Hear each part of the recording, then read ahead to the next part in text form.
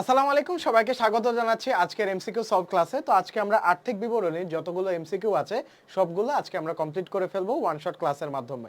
তো চলো দেরি না করে শুরু করি। তো আমরা এমসিকিউ সলভিং ক্লাসে এই কয়েকটা টপিক কভার করব। তো এই কয়েকটা টপিকের মধ্যে তোমরা কিন্তু ঘুরে ফিরে বোর্ডে কোয়েশ্চেন আসে। প্রথম টপিকটা হচ্ছে আর্থিক বিবরণীর ধারণা, উদ্দেশ্য, প্রয়োজনীয়তা।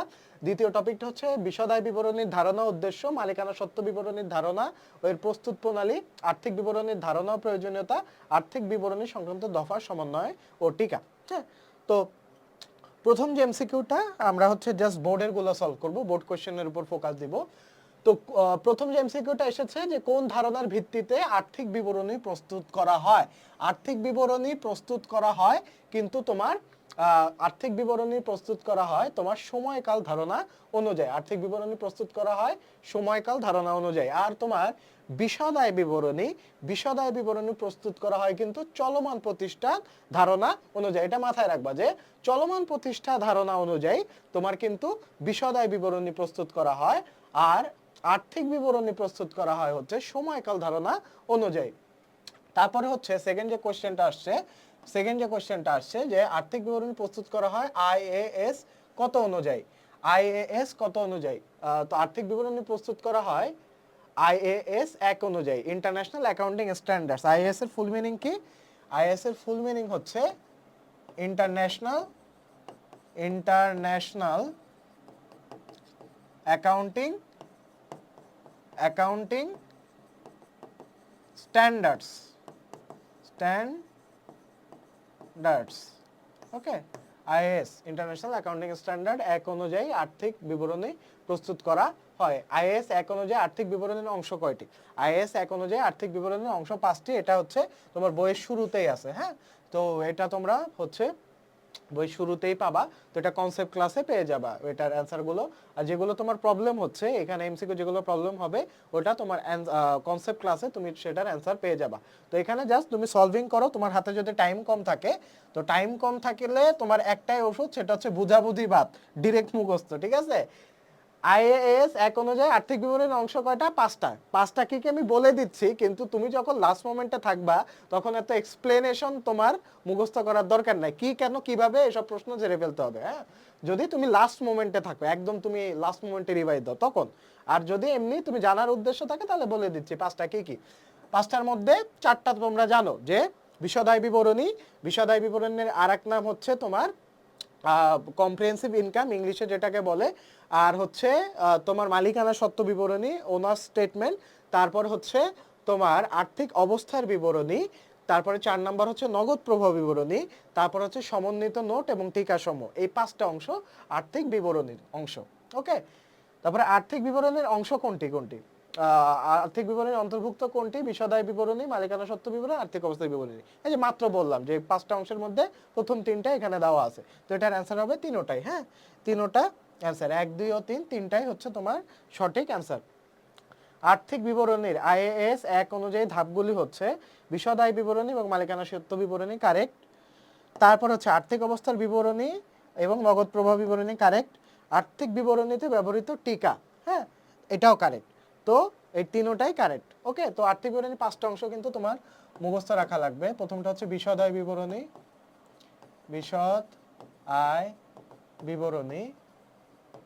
বা এটাকে শুধু আয় বিবরণী বলা হয়। ঠিক আছে, বিবরণী বলা হয়। তারপরে 2 নাম্বার হচ্ছে মালিকানা সত্ত্ব বিবরণী।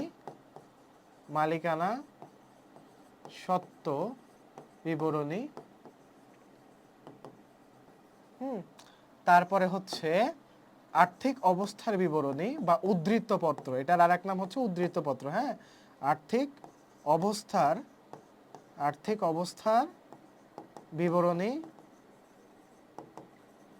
বা এটার আরেক নাম হচ্ছে উদ্ধৃত্তপত্র। হ্যাঁ, উদ্ধৃত্তপত্র। তারপরে 4 নাম্বার হচ্ছে নগদ প্রবাহ বিবরণী। আর 5 নাম্বার হচ্ছে আর্থিক বিবরণীতে ব্যবহৃত নোট। আর্থিক বিবরণীতে আর লিখলাম না, ব্যবহৃত নোট ও টিকা। সমূহ। তোমাদের যখন ম্যাথ করে আমি কিন্তু বলি যে নিচে টিকা দিয়ে বা নোট দিয়ে লিখে দিবা যে তোমরা ম্যাথগুলো কিভাবে করেছো। হ্যাঁ, তো এই 5টা অংশ আর্থিক বিবরণীর, ওকে, মাথায় যেন থাকে। এখান থেকে কিন্তু দেখো এই একটা টপিক থেকে কিন্তু তোমার কয়টা কোশ্চেন আসলো, 1 2 3টা কোশ্চেন চলে আসছে জাস্ট একটা ইনফরমেশন থেকে। হ্যাঁ, তারপরে আচ্ছা এখানে বলছে যে নীলুফা পারভিনের ব্যবসা থেকে, আচ্ছা এরকম যখন কোশ্চেন পাবে, উদ্দীপক যখন পাবে, তখন যে মানে মানুষ যে ভুলটা করে আগে হচ্ছে উদ্দীপক পড়া, আগে উদ্দীপক পড়ার দরকার নেই, আগে ডাইরেক্ট কোশ্চেনে আসো। নীলুফা পারভিনের ব্যবসা থেকে গরিবদের মাঝে পণ্য বিতরণকে তুমি কিভাবে মূল্যায়ন করো? তো গরিবদের মাঝে কি করছে, পণ্য বিতরণ করছে। হ্যাঁ, তো এখন আমরা এটা পড়বো যে দায়িত্ববোধ ভবিষ্যৎ লাভের আশায় এত টাকা মুনাফাবিহীন পণ্য মুনাফাবিহীন বিক্রয় করেন। তাছাড়া বিজ্ঞাপনের জন্য গরিবদের মাঝে বিনামূল্যে 10,000 টাকা পণ্য বিতরণ করেন। তো এটা হচ্ছে বিনামূল্যে বিতরণ করেন, এটা হচ্ছে বিজ্ঞাপনের কাজে সে ব্যবহার করছে। আর গরিবদের মাঝে বিতরণ করেন, এটা হচ্ছে সামাজিক দায়িত্ব হিসেবে সে পালন করেছে। তো এটা আনসার হবে যে বিজ্ঞাপন এবং সামাজিক দায়িত্ব এই দুটাই সে পালন করেছে। ব্যবসার একটা টার্ম আছে, একটা হচ্ছে সিএসআর। হ্যাঁ, এই সিএসআর অ্যাক্টিভিটিস বলে এগুলোকে, যে কর্পোরেট, সিএসআর এর ফুল মিনিং হচ্ছে কর্পোরেট সোশ্যাল রেসপন্সিবিলিটি। হ্যাঁ, রেসপন্সিবিলিটি, এটা হচ্ছে সিএসআর এর full meaning, corporate social responsibility. তারপরে দেখো মুনাফাবিহীন বিক্রয় 2 লাখ টাকা আয় বিবরণীতে অন্তর্ভুক্ত হবে। তো একটা জিনিস মাথায় রাখবা যে মুনাফাবিহীন বিক্রয়, এটা বিক্রয় থেকে বাদ যায় এবং ক্রয় থেকেও বাদ যায়, কারণ মুনাফা ছাড়া আমি বিক্রয় করেছি, তো বিক্রয়ের অন্তর্ভুক্ত এটা হবে না, এটা আমার কোনো আয় না। হ্যাঁ, আবার ক্রয় থেকেও বাদ যাবে, কারণ কি আমি ক্রয় করলাম ধরো 5 লাখ টাকার পণ্য, এটার মধ্যে 1 লাখ টাকা পণ্য আমি মানুষকে দিয়ে দিলাম, তো 1 লাখ টাকা আমার এখানে বাদ দিয়ে দেখাতে হবে, ক্রয় থেকেও বাদ যাবে। তাই মুনাফাবিহীন বিক্রয় মাথায় রাখবা যে ক্রয় থেকেও বাদ যাবে, বিক্রয় থেকেও বাদ যাবে। তো এখান থেকে দেখো কি লেখা আছে যে ক্রয় থেকে 2 লক্ষ টাকা বাদ এবং বিক্রয় থেকে 2 লক্ষ টাকা বাদ। কেন? এটা মুনাফাবিহীন বিক্রয় করেছি, যেহেতু এটা মুনাফা ছাড়া বিক্রয় করেছি, অর্থাৎ 5 লক্ষ টাকা কিনে আমি কোনো টাকা লাভ ছাড়াই 5 লক্ষ টাকায় আমি বিক্রি করে দিয়েছি, তো এটাকে বলে মুনাফাবিহীন বিক্রয়। তো মুনাফা ছাড়া যেহেতু বিক্রয় করেছি, তাই এটা আমার কোনো আয় না, তাই এটা বিক্রয় থেকে বাদ দিয়ে দেখাতে হয়। তাই মাথায় রাখবা যে মুনাফাবিহীন বিক্রয় একবার ক্রয় থেকে বাদ যাবে আর একবার বিক্রয় থেকে বাদ যাবে। মুনাফাবিহীন বিক্রয় থেকে একবার বাদ যাবে এবং ক্রয় থেকে বাদ যাবে, এটা একটু নোটে লিখে নাও যে মুনাফাবিহীন বিক্রয় ক্রয় এবং বিক্রয় থেকে বাদ যাবে, মুনাফাবিহীন বিক্রয় ক্রয় এবং বিক্রয় থেকে বাদ যাবে। মাথায় ঢুকছে? ওকে। তারপরে এখন আমরা সেকেন্ড টপিকের কিছু এমসিকিউ সলভ করব, বিশদ বিবরণী ধারণা এবং উদ্দেশ্য থেকে। চলো কি কি কোশ্চেন এসেছে আমরা সলভ করে আসি। এখানে বলছে যে নিচের কোন বিবরণীটির মাধ্যমে আর্থিক ফলাফল জানা যায়? আর্থিক ফলাফল কোনগুলা? আর্থিক ফলাফল মানে আমার লাভ ক্ষতি জানা যায়। আর্থিক ফলাফল মানে কি? আর্থিক ফলাফল মানে আমার লাভ বা ক্ষতি জানা যায় কিসের মাধ্যমে? হ্যাঁ, আর্থিক ফলাফল মানে আমার প্রতিষ্ঠানে লাভ হয়েছে তা ক্ষতি হয়েছে, এটা আমরা জানবো। তো এটা আমরা জানতে পারি বিশদ বিবরণীর মাধ্যমে। আর সম্পদ এবং দায়ের অবস্থা জানা যায় হচ্ছে তোমার আর্থিক অবস্থার বিবরণীর মাধ্যমে। আর্থিক অবস্থার বিবরণীর মাধ্যমে জানা যায় যে প্রতিষ্ঠানের সম্পদ এবং দায়ের পরিমাণ, প্রতিষ্ঠানের সম্পদ ও দায়ের পরিমাণ সম্পর্কে জানা যায়। ঠিক আছে, নিট আয় কে দাবি করতে পারে? তো এটা বোঝার আগে আমাকে মালিকানা সত্ত্ব বিবরণী মুখস্থ করতে হবে। তো মালিকানা সত্ত্ব বিবরণীর সূত্র কি? মালিকানা সত্ত্ব বিবরণীর সূত্র হচ্ছে মূলধন যোগ নিট আয়। মূলধনের সাথে কি যোগ হয়? নিট আয় যোগ হয়। আর যদি ক্ষতি হয় তাহলে কি হয়? বাদ যায়। তো এখানে কি বলছে যে নিট আয় কে দাবি করতে পারে? যেহেতু মালিকানা সত্ত্ব বিবরণীতে আমার সূত্রটা মুখস্থ করতে হবে, এই জন্য কনসেপ্টটা জানা খুবই জরুরি। মালিকানা সত্ত্ব বিবরণীতে আমরা কি করি? মালিকানা সত্ত্ব বিবরণীতে আমরা মূলধনের সাথে নিট আয় যোগ করি। হ্যাঁ, নিট আয় যোগ করি, তারপর হচ্ছে উত্তোলন বাদ দিই, উত্তোলন বাদ দিই এবং মূলধনের সুদ যোগ করি, সুদ যোগ করি। তো মালিকানা সত্ত্ব বিবরণী আমরা কেন তৈরি করি? মালিকানা সত্ত্ব বিবরণী আমরা তৈরি করি প্রতিষ্ঠানের প্রতি মালিকের দাবি কতটুকু এটা জানার জন্য। প্রতিষ্ঠানের থেকে মালিকের দাবি জানার জন্য আমরা মালিকানা সত্ত্ব বিবরণী প্রস্তুত করি। মালিকানা সত্ত্ব বিবরণী কার জন্য প্রস্তুত করা হয়? মূলত মালিকের দাবি কতটুকু আছে প্রতিষ্ঠানের প্রতি সেটা জানার জন্য আমরা মালিকানা সত্ত্ব বিবরণী প্রস্তুত করি। তো এখানে বলা হয়েছে নিট আয় কে দাবি করতে পারে? নিট আয় যেহেতু মূলধনের সাথে যোগ হয় এবং মালিকানা সত্ত্ব বিবরণী প্রস্তুত করার জন্য ব্যবহার করা হয়, তা নিট আয় হচ্ছে মালিক দাবি করতে পারে। বিশদ আয় বিবরণীর মূল উদ্দেশ্য কি অলরেডি বলে দেওয়া আছে। এই যে নিচের বিবরণীর মাধ্যমে আর্থিক ফলাফল জানা যায় বিশদ আয় বিবরণী। বিশদ আয় বিবরণীর মূল উদ্দেশ্য কি আমি একটু আগে বলছি যে লাভ বা ক্ষতি নির্ণয় করা, নিট আয় বা নিট ক্ষতি নির্ণয় করা হচ্ছে বিশদ আয় বিবরণীর মূল উদ্দেশ্য। দেখবেন বিশদ আয় বিবরণী একদম লাস্টে কি প্রস্তুত করি বা লাস্টে আমরা কি বের করি? নিট আয় বা নিট ক্ষতি বের করি। এবং এই নিট আয় বা নিট ক্ষতি কিন্তু মূলধনের সাথে যোগ বা বিয়োগ হয়। ক্ষতি হলে বিয়োগ এবং আয় হলে যোগ। ক্ষতি হলে বিয়োগ এবং আয় হলে যোগ। যারা লাস্ট মোমেন্টে আছো তারা জাস্ট আমি যতটুকু বলতেছি ততটুকু বোঝার চেষ্টা করো। হ্যাঁ, কোনো প্যানিক হওয়ার দরকার নেই। জাস্ট যতটুকু বুঝতেছি বুঝাচ্ছি অতটুকু বুঝে দেখো এমসিকিউ সলভ করতে পারো কিনা। দেখবা প্যাসিভলি তোমার কনসেপ্ট অত ক্লিয়ার হয়ে গেছে। ঠিক আছে? আচ্ছা, তারপরে দেখো নিচের কোন বিবরণীর মাধ্যমে মোট মুনাফা জানা যায়? তো আমরা জানি বিশদ আয় বিবরণীতে এই জন্য তোমার সূত্র মুখস্থ রাখা লাগবে। হ্যাঁ, বিশদ আয় বিবরণীর প্যাটার্ন কোনটা? বিশদ আয় বিবরণীর প্যাটার্ন হচ্ছে, আমি তোমাকে বলি, নিট বিক্রয় থেকে, এটা হচ্ছে একদম শর্ট সূত্র। হ্যাঁ, বিশদ আয় বিক্রিত পণ্যের ব্যয়, বিক্রিত তোমরাও লিখে রাখতে পারো, বিক্রিত পণ্যের ব্যয় বাদ দিলে, নিট বিক্রয় থেকে বিক্রিত পণ্যের ব্যয় বাদ দিলে মোট মুনাফা পাওয়া যায়। হ্যাঁ, মোট মুনাফা পাওয়া যায়। আর মোট মুনাফার সাথে পরিচালন ব্যয় বাদ দিলে এবং পরিচালন ব্যয় যোগ করলে, আগে পরিচালন ব্যয় যোগ করতো, এখন যোগ করে না, বা পরিচালন আয় হিসাবে কোনো কিছু ধরা হয় না। মোট মুনাফা থেকে পরিচালন ব্যয় বাদ দিলে আমরা পরিচালন মুনাফা পাই। পরিচালন মুনাফা পাই। হ্যাঁ, পরিচালন মুনাফা যেটা হচ্ছে অপারেটিং কস্ট, অর্থাৎ প্রতিষ্ঠান পরিচালনার জন্য যে কস্টটা বাদ দিয়ে যতটুকু মুনাফা আছে সেটা হচ্ছে পরিচালন মুনাফা। পরিচালন মুনাফার সাথে অপরিচালন মুনাফা যোগ হয়, মুনাফা যোগ হবে এবং অপরিচালন, হ্যাঁ আচ্ছা সরি মুনাফা না, আয়। হ্যাঁ, পরিচালন মুনাফার সাথে অপরিচালন আয় যোগ হয় এবং অপরিচালন ব্যয় বাদ হয়। বাদ হয়ে যেটা থাকে সেটা হচ্ছে নিট মুনাফা। নিট মুনাফা বা ক্ষতি, ঠিক আছে, বা ক্ষতি। ঠিক আছে, পরিচালন মুনাফার সাথে অপরিচালন আয় যোগ হয়, অপরিচালন ব্যয় বাদ হয়, এটা হচ্ছে নিট মুনাফা বা ক্ষতি। আমি তোমাদের বিশদ আয় বিবরণী একদম সংক্ষেপে তুলে নিয়ে আসলাম, ক্রিম অংশটা। হ্যাঁ, বিশদ আয় বিবরণী একদম ক্রিম অংশ, তোমাকে জানতে হবে স্ট্রাকচারটা কেমন বিশদ আয় বিবরণী। তো বিশদ আয় বিবরণী এটাই, নিট বিক্রয় থেকে বিক্রিত পণ্যের ব্যয় বাদ মোট মুনাফা, মোট মুনাফা থেকে পরিচালন ব্যয় বাদ পরিচালন মুনাফা, পরিচালন মুনাফা থেকে অপরিচালন আয় ব্যয় বাদ নিট মুনাফা বা ক্ষতি। এই তিনটা স্টেপে আমরা হচ্ছে বিশদ আয় বিবরণী শিখবো। তো এখানে বলছে নিচের কোন বিবরণীর মাধ্যমে মোট মুনাফা জানা যায়? এখন তোমরা জানতেছো এই যে মোট মুনাফা কিসের অংশ? মোট মুনাফা হচ্ছে বিশদ আয় বিবরণীর অংশ। তার মানে বিশদ আয় বিবরণী থেকে মোট মুনাফা জানা যায়। বোঝা গেছে? ওকে, ফাইন। এখন যে আমরা একটু ম্যাথ টাইপ কোশ্চেন সলভ করব, ম্যাথ টাইপ কোশ্চেন আমরা সলভ করবি। চলো, এখানে বলা আছে যে স্থায়ী সম্পত্তি 60,000 টাকা। হ্যাঁ, স্থায়ী সম্পত্তি 60,000 টাকা, মোট দায় 50,000 টাকা, মালিকানা সত্ত্ব এত টাকা হলে চলতি সম্পত্তির পরিমাণ নির্ণয় করো।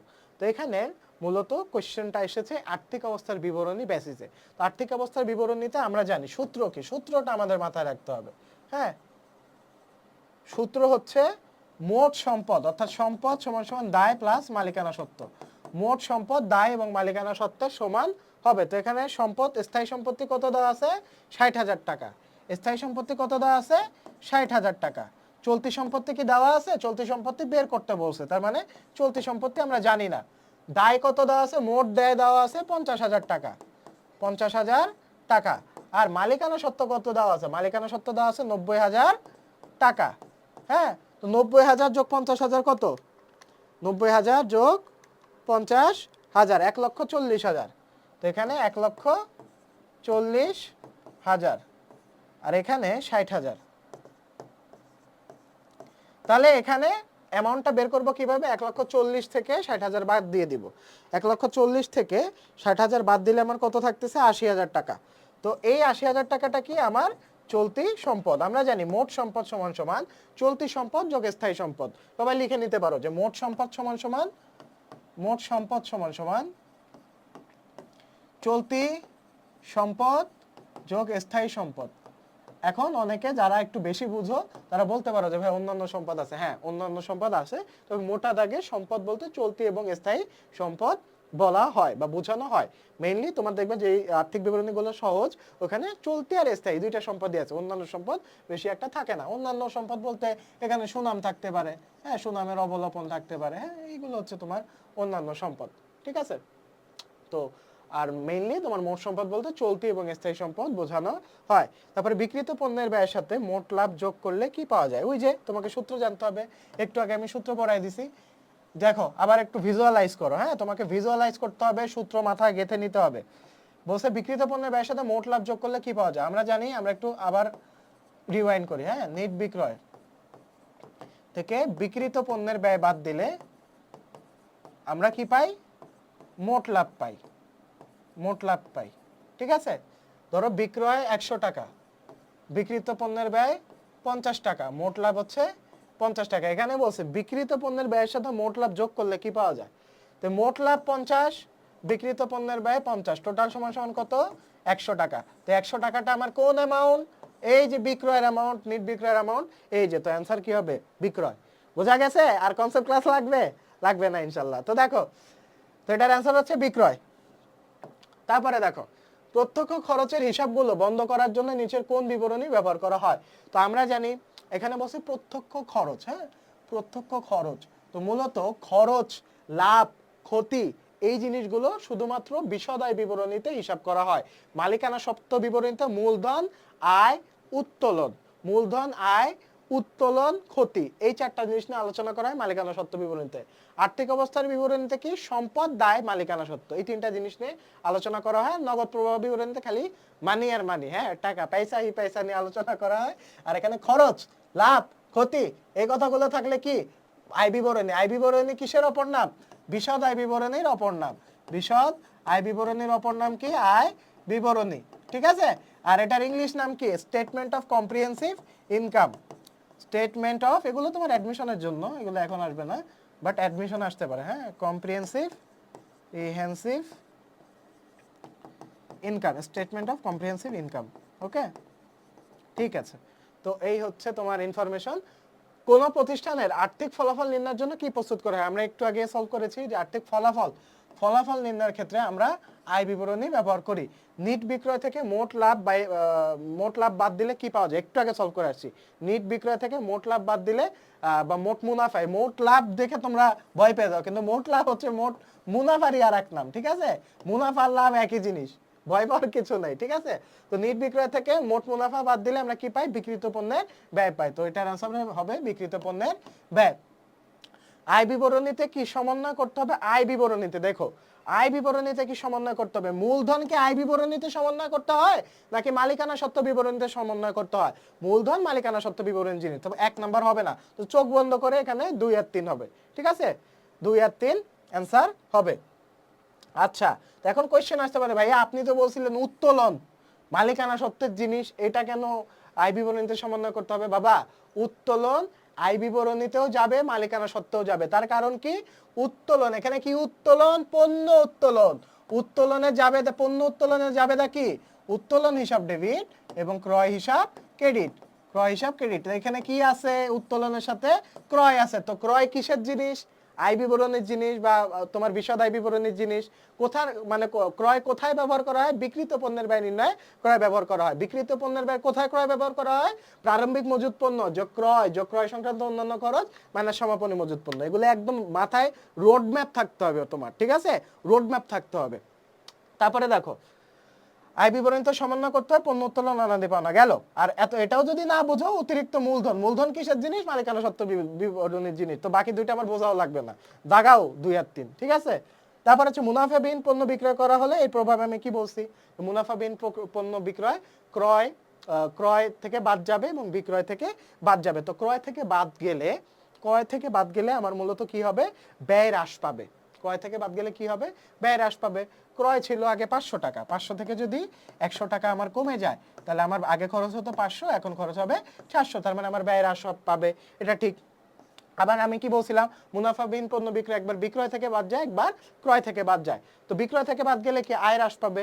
আগে আমার আয় হতো 300 টাকা, 300 থেকে যদি 100 টাকা বাদ যায়, আগে আয় হতো 300, এখন আমার আয় হবে 200, তার মানে আমার আয়ও হ্রাস পেলো। তার মানে মুনাফাবিহীন পণ্য বিক্রয় করা হলে ব্যয় একবার হ্রাস পাবে, আয় একবার হ্রাস পাবে। দেখো টপিক সেম, কিন্তু ঘুরায় ফিরে এক টপিক থেকে কত ভাবে কোশ্চেন আসতেছে, বুঝতেছো?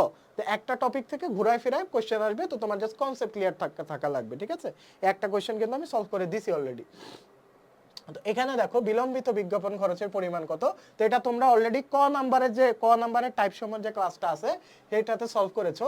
আমি তোমাদেরকে বলেছি যে বিলম্বিত কথাটা যদি চায় তাহলে তোমার মাইনাস হবে, 3 থেকে 1 মাইনাস দিলে কত থাকে 2, তার মানে আমার 2 অংশটা বের করতে হবে। তো আমার বিজ্ঞাপন খরচ 40,000 টাকা, বিনামূল্যে পণ্য বিতরণ, তার মানে কি বিনামূল্যে বিতরণ করছে, এটাও আমার বিজ্ঞাপনের অন্তর্ভুক্ত। তো টোটাল আমার বিজ্ঞাপন খরচ কত, 45,000 টাকা। আবার বুঝাচ্ছি, বিজ্ঞাপন খরচ 40,000, বিনামূল্যে পণ্য বিতরণে যাবে দেখি বিজ্ঞাপন হিসাব ডেবিট এবং ক্রয় হিসাব ক্রেডিট। তো এখানে বিজ্ঞাপন হিসাব ডেবিট, অর্থাৎ বিজ্ঞাপন খরচ এখানে 40,000 না, 40,000 সাথে আমার 5,000 যোগ হবে। তো টোটাল আমার বিজ্ঞাপন খরচ 45,000 টাকা। এখন আমি বলছি যে বিলম্বিত চেলে তোমার বিয়োগ হবে, কিসের থেকে বিয়োগ হবে, কত অংশ, এই অংশ বড়টা থেকে ছোটটা বিয়োগ যাবে। তো বিয়োগ গেল 3 থেকে 1 বিয়োগ গেলে 2 থাকতেছে, তো আমার 2 অংশ বের করতে হবে 45,000-এর। 45,000, তো বের করো, 45,000 গুণ 2 ভাগ 3, টোটাল কত আসে, 30,000 টাকা। মিলছে? মিলছে? এই হচ্ছে আমার বিলম্বিত বিজ্ঞাপনের পরিমাণ। বিনামূল্যে পণ্য বিতরণের ফলে, এটা এক কোশ্চেন দেখো কতবার আসতেছে, বিনামূল্যে পণ্য বিতরণের ফলে কি হবে, তোমার মোট মুনাফা বৃদ্ধি পাবে এবং নিট মুনাফা হ্রাস পাবে। কিভাবে মোট মুনাফা বৃদ্ধি পাবে এবং নিট মুনাফা হ্রাস পাবে একটু বুঝো। বিনামূল্যে পণ্য বিতরণ আমরা কি জানি, একবার বিক্রয় থেকে বাদ যায়, আরেকবার কিসের থেকে বাদ যায়, আরেকবার হচ্ছে তোমার বিক্রয় থেকে বাদ যায়, আরেকবার ক্রয় থেকে বাদ যায়, ক্রয় থেকে বাদ যায়। তো বিনামূল্যে পণ্য বিতরণ, আচ্ছা মোট মুনাফা এখানে বৃদ্ধি হবে না, এখানে ভুল আছে, হ্যাঁ, এখানে 1 আর 3 অ্যান্সার হবে আসলে, 1 আর 3। যদি বিক্রয় থেকে তোমার বিক্রয় কম হয় এবং ক্রয় কম হয়, তার মানে মোট মুনাফা হ্রাস পাবে, এবং মোট মুনাফা যদি হ্রাস পায় তাহলে নিট মুনাফা অটোমেটিক্যালি হ্রাস পাবে, ঠিক আছে? তো এখানে নিট মুনাফা হ্রাস পাবে যেমন হবে, মোট মুনাফা হ্রাস পাবে তেমন হবে। 1 আর 3 অ্যান্সার হবে, এখানে অ্যান্সার ভুল দেওয়া আছে, গ হবে না, ওকে? তো এটা 1 আর 3 অ্যান্সার হবে। তারপরে 21 নাম্বার, প্রশান্ত এন্টারপ্রাইজের চলতি বছরের মোট মুনাফার পরিমাণ কত। তো মোট মুনাফা নির্ণয়ের সূত্র কি, নিট বিক্রয় মাইনাস বিক্রিত পণ্যের ব্যয়। তো এখানে আমার বিক্রয় 2,50,000 টাকা, বিক্রিত পণ্যের ব্যয় বের করা লাগবে। তো বিক্রিত পণ্যের ব্যয়ে এখানে কি কি আছে আমি দেখি, ক্রয়, মাল আনান খরচ, হ্যাঁ, প্রশাসনিক খরচ আছে, প্রশাসনিক খরচের মধ্যে আসবে না, জনকে কর্মচারী ক্ষতিপূরণ দিয়ে মামলাটি চলতি বছরের শেষ দিনে নিষ্পত্তি না, আচ্ছা এটা ক্ষতিপূরণ টুরণ আসবে না। তো বিক্রয় 2,50,000 টাকা, ক্রয় আর মাল আনান খরচ এই দুইটা অন্তর্ভুক্ত হবে। 1,32,000 যোগ 5,000, 1,37,000, 2,50,000 মাইনাস 1,37,000, 1,13,000, 1,13,000 হচ্ছে অ্যান্সার। তো কিভাবে, এখানে আমরা জানি যে মোট মুনাফা বা মোট লাভ বের করার সূত্র হচ্ছে নিট বিক্রয় মাইনাস বিক্রিত পণ্যের, বা এখানে প্রারম্ভিক মজুত পণ্য যেহেতু নাই, তো আমার ডিরেক্ট ক্রয়টাকে হিসাব করতে হবে। এখানে যেটা কাজটা করা হয়েছে, 2,50,000 থেকে 1,32,000 যোগ 5,000, 1,37,000 টাকা মাইনাস দেওয়া হয়েছে, হ্যাঁ। এখানে কি করা হয়েছে, তোমার 2,50,000, 2,50,000 কি নিট বিক্রয়, এখানে বিক্রয়টা নিট বিক্রয়, কারণ বিক্রয়ের সাথে আর কিছু ফেরত টেরত উল্লেখ নাই।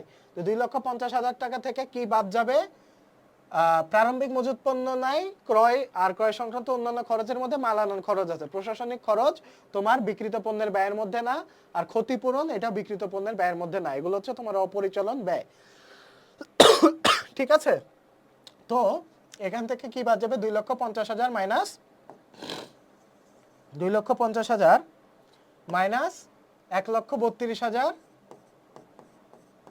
যোগ 5,000 টাকা, 1,32,000 যোগ 5,000 টাকা, তো দিলে কত আসে? 1,13,000 টাকা, 1,13,000 টাকা। তো 1,13,000 টাকাটা হচ্ছে কি আমার মোট মুনাফার পরিমাণ। মামলার বিষয়টি প্রশান্ত এন্টারপ্রাইজের আর্থিক অবস্থা বিবরণীতে কি প্রভাব ফেলবে? এখানে বলছে যে মামলা দিছে, মামলার বিষয়টি কোন কিসে প্রভাব ফেলবে? আর্থিক অবস্থার বিবরণীতে। তো মামলা মানে কি? ক্ষতিপূরণ মামলা। ক্ষতি আমি কি বলছি? লাভ ক্ষতি যত হিসাব সব বিশদ হয় বিবরণীতে। লাভ ক্ষতি কোনো কিছু আর্থিক অবস্থার বিবরণীতে আসবে না। তো এটা কি হবে? সম্পত্তি এবং দায়ের উপর কোনো প্রভাব ফেলবে না, কারণ এটা লাভ ক্ষতির বিষয়। লাভ ক্ষতির বিষয় হলে তোমার সম্পত্তি এবং দায়ের উপর কোনো প্রভাব ফেলবে না। ঠিক আছে, তো এই হচ্ছে অ্যান্সার। তারপরে বলছে যে উপরিক্ত তথ্যের আলোকে নিট ক্রয় মূল্য কত? তো নিট ক্রয় মূল্য কত আমার বের করতে হবে। ক্রয় 60,000 থেকে ক্রয় ফেরত বাদ যাবে, ক্রয় বাট্টা বাদ যাবে, ক্রয় বাট্টা বাদ যাবে, আর ক্রয় রিলেটেড আর কি কি আছে? আর কিছু নাই। তো ক্রয় রিলেটেড আর কিছু নাই যেহেতু, তাহলে 60,000 মাইনাস 3,000 কত? 57,000 মাইনাস 2,000 কত? 55,000। তো 55,000 টাকা হচ্ছে নিট ক্রয় মূল্য। তো আমি তোমাদের একটা সূত্র লিখে দিই যে ক্রয় নিট ক্রয় বের করার সূত্র লিখে দিচ্ছে। হ্যাঁ, ক্রয় যোগ অলিখিত ক্রয়, অলিখিত ক্রয় মাইনাস ক্রয় বাট্টা, মাইনাস ক্রয় বাট্টা মাইনাস ক্রয় ফেরত, মাইনাস ক্রয় ফেরত মাইনাস মুনাফা বিহীন বিক্রয়, মুনাফা বিহীন বিক্রয় মাইনাস পণ্য বিতরণ, মাইনাস পণ্য বিতরণ। এইটা সমান সমান নিট ক্রয়। এই হচ্ছে নিট ক্রয় বের করার সূত্র। এটা একদম মুখস্থ থাকতে হবে। ঠিক আছে, আমার কিভাবে মুখস্থ হয়েছে? ম্যাথ করতে করতে, ম্যাথ করাতে করাতে মুখস্থ হয়ে গেছে। ঠিক আছে, তো তোমাদের এটা মুখস্থ থাকতে হবে। মুখস্থ থাকাটা মেইন বিষয় না, মুখস্থ থাকাটা মেইন বিষয় না, তোমার এন্ট্রি দেখেই বুঝতে হবে যে এখানে আছে কি, এখানে কি এত কিছু আছে? এখানে আছে শুধু ক্রয়, ক্রয় ফেরত আর ক্রয় বাট্টা। ওকে, ক্রয় ফেরত আর ক্রয় বাট্টা বাদ দিয়ে দাও, শেষ। এখানে মুনাফা বিহীন বিক্রয় নাই, বাদ। পণ্য বিতরণ নাই, বাদ। কোনো সমস্যা নাই। তো বিক্রিত পণ্যের ব্যয়ের অন্তর্ভুক্ত নয়। তোমরা একটু ধৈর্য ধরে কোশ্চেনটা সলভ করো। উত্তেজিত হয়ে তোমরা উত্তেজিত 27, উত্তেজিত হয়ে পণ্য বিক্রিত পণ্যের ব্যয় অন্তর্ভুক্ত, এতটুকু পরে তোমরা অ্যান্সার করে দিলে ওটার মারা সারা। ঠিক আছে, তো এখানে বিক্রিত পণ্যের ব্যয়ের অন্তর্ভুক্ত নয় কোনগুলা? তো এখানে আছে যে মেশিনের বহন খরচ, অফিস খরচ, মজুরি খরচ। হ্যাঁ, তো কোনটা বিক্রিত পণ্যের ব্যয়ের অন্তর্ভুক্ত নয়? তো বিক্রিত পণ্যের ব্যয়ের সূত্র কি কি? প্রারম্ভিক মজুত পণ্য যোগ ক্রয় এবং ক্রয় সংক্রান্ত অন্যান্য খরচ মাইনাস সমাপনী মজুত পণ্য। তো এখানে ক্রয় সংক্রান্ত অন্যান্য খরচ, ক্রয় সংক্রান্ত অন্যান্য খরচ কি কি? ক্রয় সংক্রান্ত অন্যান্য খরচ হচ্ছে তোমার আমদানি শুল্ক, তারপরে হচ্ছে মজুরি, হ্যাঁ, কারখানা ভাড়া, এগুলো হচ্ছে তোমার ক্রয় সংক্রান্ত অন্যান্য খরচ। তো এখানে আছে, এখানে অ্যান্সার ভুল আছে, এখানে 1 ও 3 হবে। মেশিনের বহন খরচ, এটা পণ্য, এটা হচ্ছে ক্রয় পরিবহন, অর্থাৎ মেশিন ক্রয়ের জন্য যে খরচটা হয়েছে, মেশিনের বহন খরচ এটা অন্তর্ভুক্ত। হ্যাঁ, আর মজুরি খরচ এটাও অন্তর্ভুক্ত। অন্তর্ভুক্ত নয় কোনটা? অফিস খরচ, এটা হচ্ছে পরিচালন ব্যয়, এটা হচ্ছে পরিচালন ব্যয়, এটা হচ্ছে পরিচালন ব্যয়। তো ক্রয় পরিবহন, কিন্তু ক্রয় পরিবহন বা ক্রয় পরিবহনের আরেক নাম হচ্ছে অন্তর্মুখী বহন খরচ। ঠিক আছে, ক্রয় পরিবহনের আরেক নাম হচ্ছে অন্তর্মুখী বহন খরচ। এগুলো নোট করে ফেলবা, আমি যে কথাগুলো বলতেছি তোমার কাজে দিবে। ঠিক আছে, তো আমার প্রত্যক্ষ খরচ কোনগুলা? ক্রয় সংক্রান্ত অন্যান্য খরচ কোনগুলা? তো বিক্রিত পণ্যের ব্যয়, ক্রয় সংক্রান্ত অন্যান্য খরচ কি কি থাকে? মজুরি, আমদানি শুল্ক,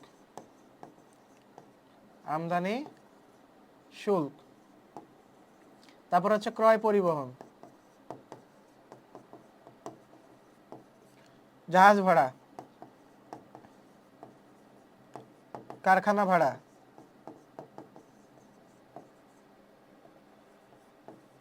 এগুলো হচ্ছে তোমার কি? ক্রয় সংক্রান্ত অন্যান্য খরচ। ক্রয় পরিবহনের আরেক নাম হচ্ছে অন্তর্মুখী বহন খরচ।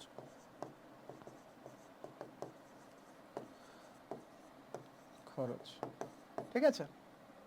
তো মেশিনের বহন খরচ মানে মেশিন কেনার জন্য যে খরচটা হয়েছে, তার মানে এটা ক্রয় পরিবহন, মানে মেশিন ক্রয় করার জন্য যে খরচটা হয়েছে, তো এটা হচ্ছে ক্রয় পরিবহনের মধ্যে যাবে, আর মজুরি খরচটা যাবে। তার মানে অন্তর্ভুক্ত হবে না শুধু অফিস খরচ, কারণ অফিস খরচ পরিচালন ব্যয়। তো 1 আর 3 হবে অ্যান্সার। তারপরে আর্থিক বিবরণীতে অস্বাভাবিক ক্ষতি হিসেবে কত টাকা দেখাতে হবে। অস্বাভাবিক ক্ষতি মানে অপরিচালন ক্ষতি, ঠিক আছে, অপরিচালন ক্ষতি, অপরিচালন ক্ষতি। তো এখানে আমরা একটু পড়ি। বলছে যে সমাপনী মজুত পণ্য মূল্যায়ন করা হয়েছে 1 লাখ টাকা, 1 লক্ষ টাকা। এই মূল্যায়নে পরোক্ষণে 25,000 টাকার পণ্য আগুনে বিনষ্ট হয়েছে, বীমা কোম্পানি 20,000 টাকা দাবি পূরণে সম্মত হয়েছে। তার মানে ক্ষতিপূরণ করছে 20,000 টাকার, আর আমার আগুনে বিনষ্ট হয়েছে 25,000 টাকা। তার মানে এখনো ক্ষতি আছে কত টাকা? এটা তো সিম্পল ম্যাথ। 25,000 থেকে 20,000 বাদ দিলে কত থাকে? 5,000 টাকা। তো 5,000 টাকা হচ্ছে আমার স্টিল ক্ষতি হিসেবে, অস্বাভাবিক ক্ষতি হিসেবে দেখাতে হবে, যেহেতু 20,000 টাকা আমাকে বীমা কোম্পানি দিয়ে দিবে। তো সমাপনী মজুত পণ্য বাবদ সমন্বয় দাখিলার কত টাকা ডেবিট হবে? তো এখানে বলছে যে সমাপনী মজুত পণ্য বাবদ সমন্বয় দাখিলার কত টাকা ডেবিট হবে। আগে আমার সমাপনী মজুত পণ্য কত ছিল? 1 লক্ষ টাকা, পুড়ে গেছে কত? 25,000 টাকা, আগুনে বিনষ্ট পণ্য 25,000 টাকা। তো আমার এখন আর কত টাকা, আমার কত টাকার পণ্য আছে? 1 লাখ থেকে 25,000 বাদ দিলে কত থাকে? 75,000 টাকা থাকে। তো এখন আমার হচ্ছে 75,000 টাকার পণ্য আছে। তো সমন্বয় দাখিলে আমার 75,000 দেখাতে হবে। হ্যাঁ, এই হচ্ছে অ্যান্সার। তারপরে বিক্রিত পণ্যের ব্যয় কত? তো বিক্রিত পণ্যের ব্যয় সূত্র কি? প্রারম্ভিক মজুত পণ্য যোগ ক্রয় সংক্রান্ত অন্যান্য খরচ মানে সম্পূর্ণ মজুত পণ্য। তো প্রারম্ভিক মজুত পণ্য 15,000 টাকা, ক্রয় 45,000 টাকা, মজুরি 12,000, কারখানা ভাড়া 3,000, সম্পূর্ণ মজুত পণ্য। সবগুলা যোগ হবে, শুধু সম্পূর্ণ মজুত পণ্য মাইনাস হবে। ঠিক আছে, তাহলে যোগ করি। 15,000 যোগ 45,000 যোগ 12,000 যোগ 3,000 মাইনাস 3,000 টাকা।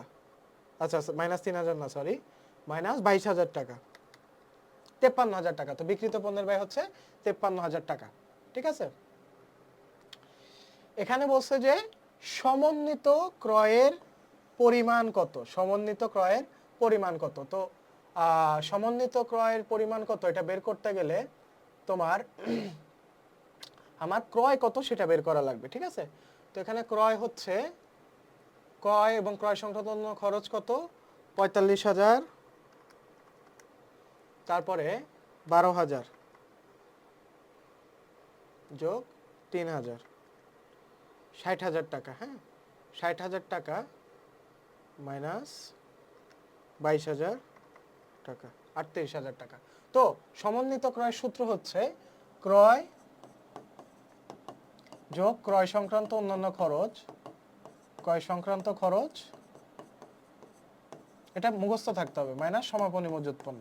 মাথায় সেট থাকলে অটোমেটিক তুমি ম্যাথ পারবা। সমাপনী মজুত। তো সমন্বিত ক্রয়ের সূত্র কি? ক্রয় যোগ ক্রয় সংক্রান্ত অন্যান্য খরচ মাইনাস সমাপনী মজুত পণ্য। ক্রয় কত ছিল? 45, মজুরি কত? 12,000, কারখানা ভাড়া কত? 3,000। তো 45,000 যোগ 12,000 যোগ 3,000 কত আসে? 60,000 টাকা।